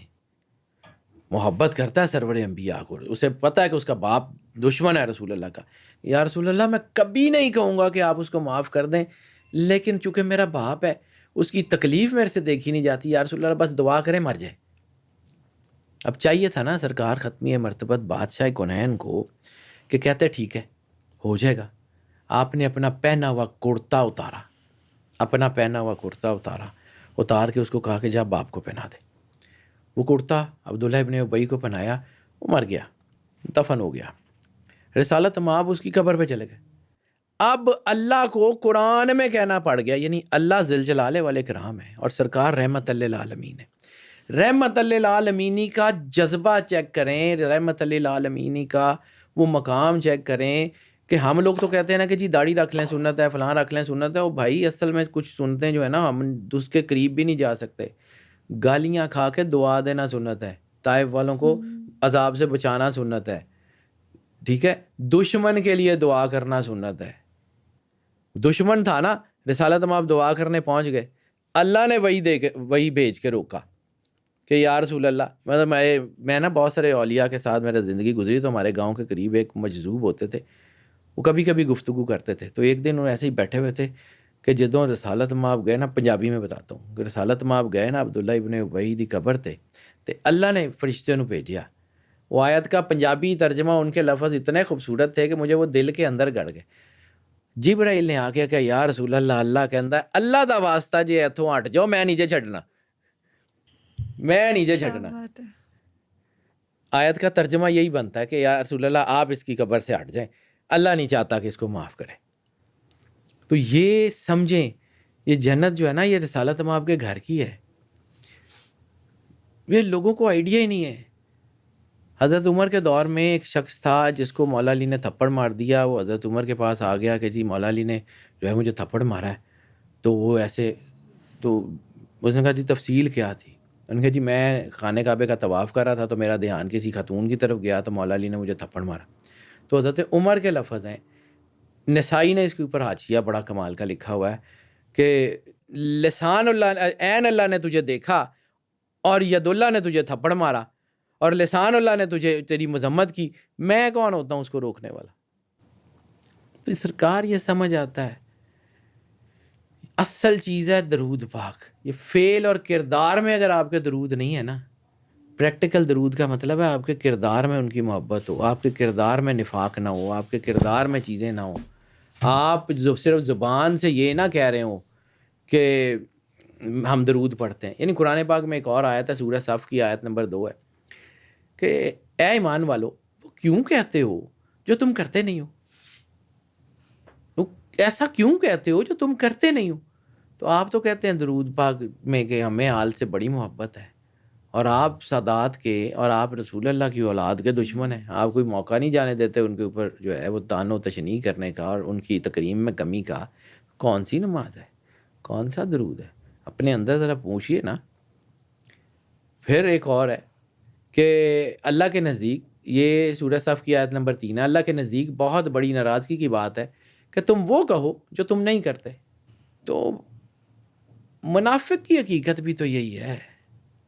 صحابہ کرام یہی تو کہتے تھے کہ ہمیں جب منافقین کی پہچان کرنی ہوتی تھی تو ہم مولا علی کا ذکر شروع کر دیتے تھے.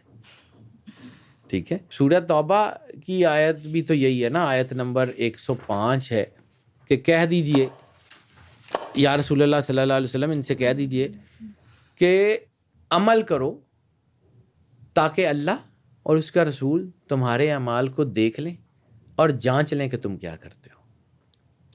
اللہ تو دیکھ ہی رہا ہے. سرکار ختمی مرتبہ. تو بیٹا میں نے پہلے کربلا کی مثال دی ہے, نمازیں پڑھتے ہیں اور پھر رسول اللہ کی اولاد کا قتل بھی کرتے ہیں, پھر ان کو محبت بھی کرتے ہیں, پھر ان کو بڑے بڑے القاب بھی دیتے ہیں.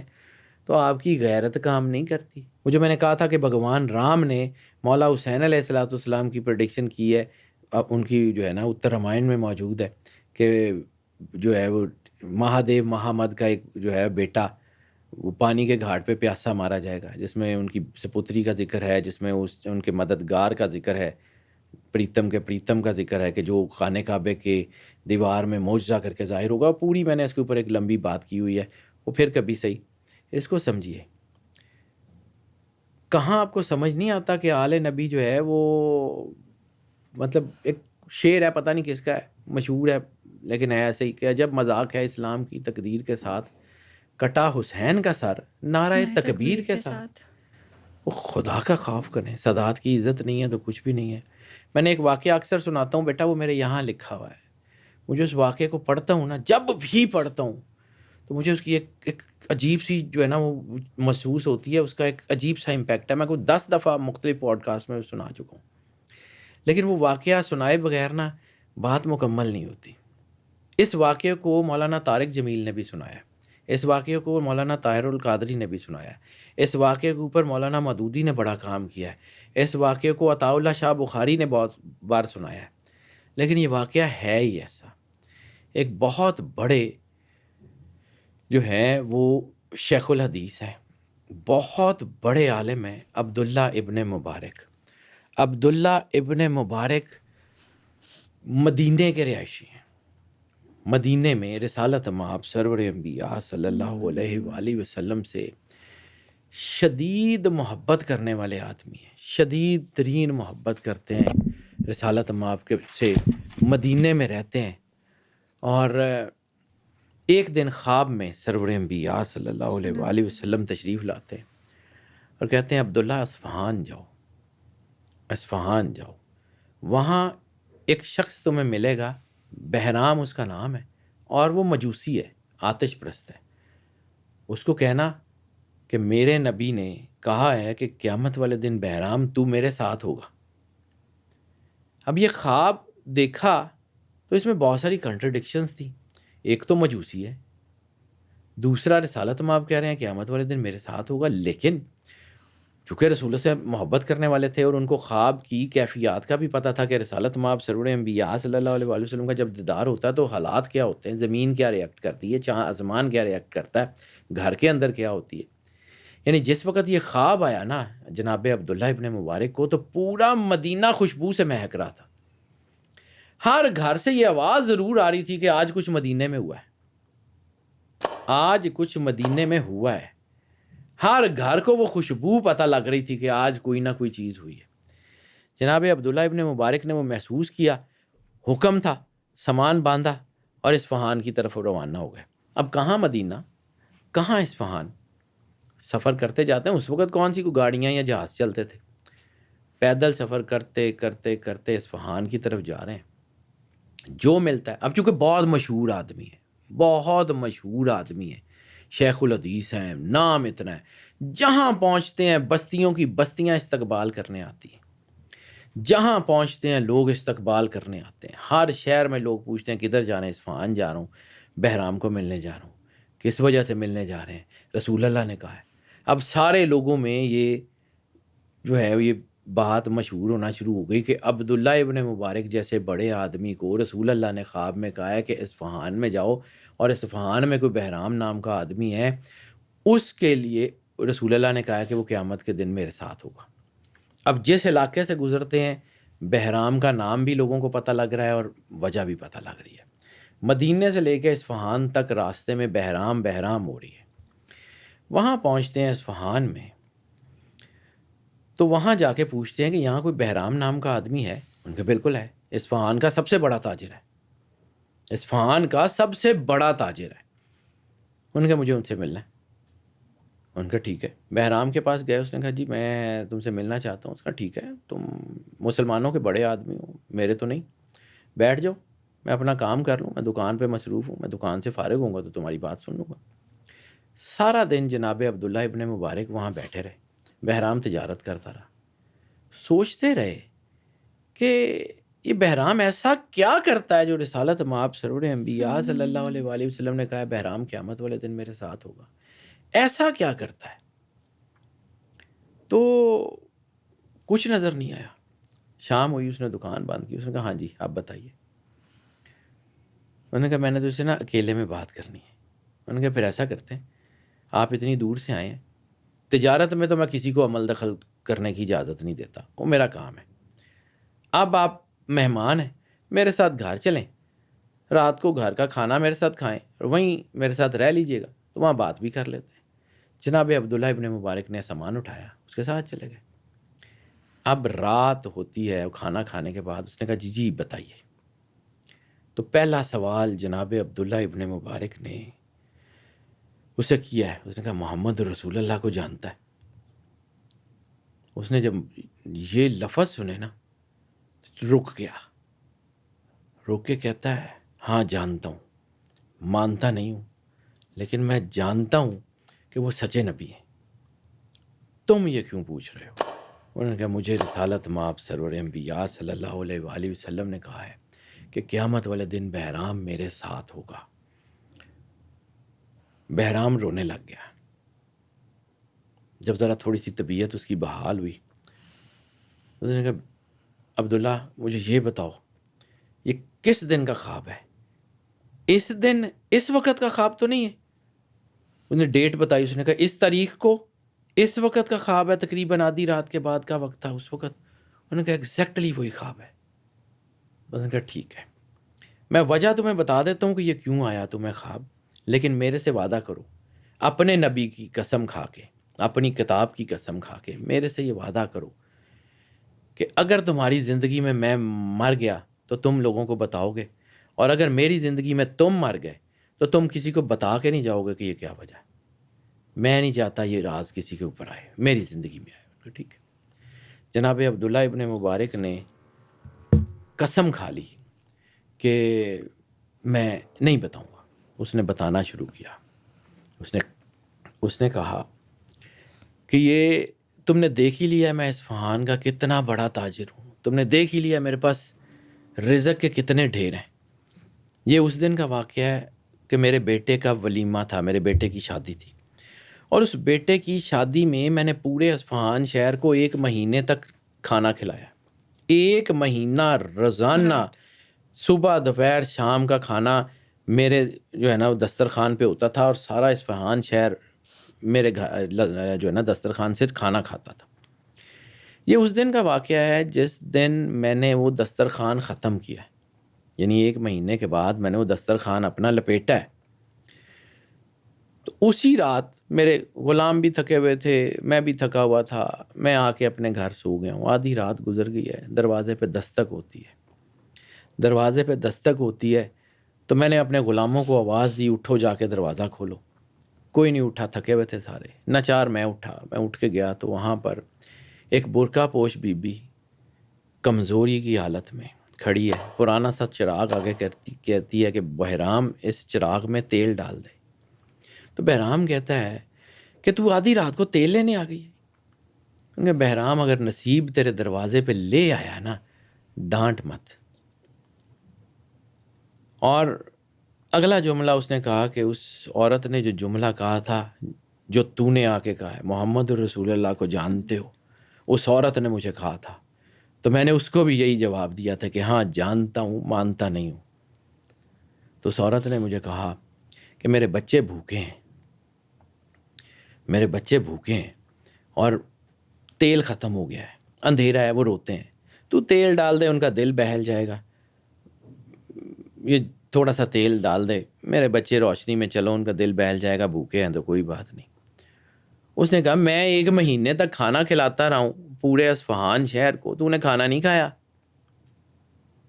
تو کہتی ہے بچے بھوکے ہیں۔ انہوں نے کہا میں نے تجھے ابھی کہا ہے کہ محمد رسول اللہ کو جانتا ہے۔ ان کا ہاں، میں ان کی اولاد ہوں، میں ان کی بیٹی ہوں، ان کے خاندان میں سے ہوں۔ تیرے لنگر سے کھانا تو نہیں کھا سکتی تھی، تیرے لنگر سے ہم تو نہیں کھا سکتے تھے۔ اس نے کہا تو 1 منٹ ٹھہر، صرف 1 منٹ ٹھہر۔ آیا میں، وہ آ کے میں نے اپنے غلاموں کو اٹھایا، کہا جتنے پیسے ہیں گھر میں وہ نکالو، جتنے کپڑے ہیں وہ نکالو، جتنا کھانا ہے اکٹھا کرو، گٹھڑی بناؤ اور میرے سر پہ رکھو۔ ان کا جی آپ سردار ہیں؟ نہیں، یہ کام میں کروں گا، تم جا کے سو جاؤ۔ وہ سارے پیسوں کی، کپڑوں کی گٹھڑی بنائی، میں نے سر پہ رکھی، آگے آگے وہ عورت اور پیچھے پیچھے میں، چلتے ہوئے ایک پرانے سے گھر کے اندر گئے۔ تو یہ جو جملہ تجھے رسول اللہ صلی اللہ علیہ وسلم نے کہہ کے بھیجا نا، اس کے 6 سال کے بچے نے مجھے کہا تھا کہ بہرام میں وعدہ کرتا ہوں کہ قیامت والے دن تو رسول اللہ کے ساتھ ہوگا۔ یہ اس بچے کی بات ہے جو تجھے رسول اللہ نے کہہ کے بھیجی ہے۔ بہرام اس کے بعد پھر اسلام قبول کر لیا، اور پھر کچھ عرصے کے بعد بہرام دنیا سے چلا گیا۔ پھر جب جناب عبداللہ ابن مبارک کو خبر ملی بہرام کے دنیا سے جانے کی، تو آپ اس کی تعزیت کے لیے اس کے گھر آئے۔ پھر جس جس جگہ سے گزرتے جاتے تھے، جہاں جہاں بہرام کا تعارف تھا، وہاں وہاں یہ واقعہ سناتے جاتے تھے کہ اس وجہ سے میں بہرام کے گھر گیا تھا۔ پھر دنیا کو پتہ لگا کہ وہ بہرام کتنا بڑا آدمی تھا۔ کیوں اللہ نے اس کو عزت دی؟ صرف اس لیے کہ رسالت مآب کی اولاد کا حیا کیا تھا۔ اور اگر ہمارے اندر اولاد کا حیا ہی نہیں ہے، ہمارے اندر رسول اللہ کی غیرت ہی نہیں ہے، کوئی عبادت نہیں ہے، کوئی درود نہیں ہے، کچھ بھی نہیں ہے۔ بہت شکریہ sir, thank you so much for your time. Welcome بیٹا۔ امید کرتے ہیں آپ کو آج کا پوڈ کاسٹ پسند آیا ہوگا۔ نیکسٹ آپ کن ٹاپکس پر پوڈ کاسٹ دیکھنا چاہتے ہیں، کمنٹ سیکشن میں اپنے اوپینین ضرور شیئر کریں، اور ہمارے چینل دا بلوٹر ڈیجیٹل کو سبسکرائب کرنا نہ بھولیں۔ ملتے ہیں نیکسٹ ایپیسوڈ میں نیکسٹ گیسٹ کے ساتھ، تب تک کے لیے اسٹے ٹیونڈ۔ اللہ حافظ۔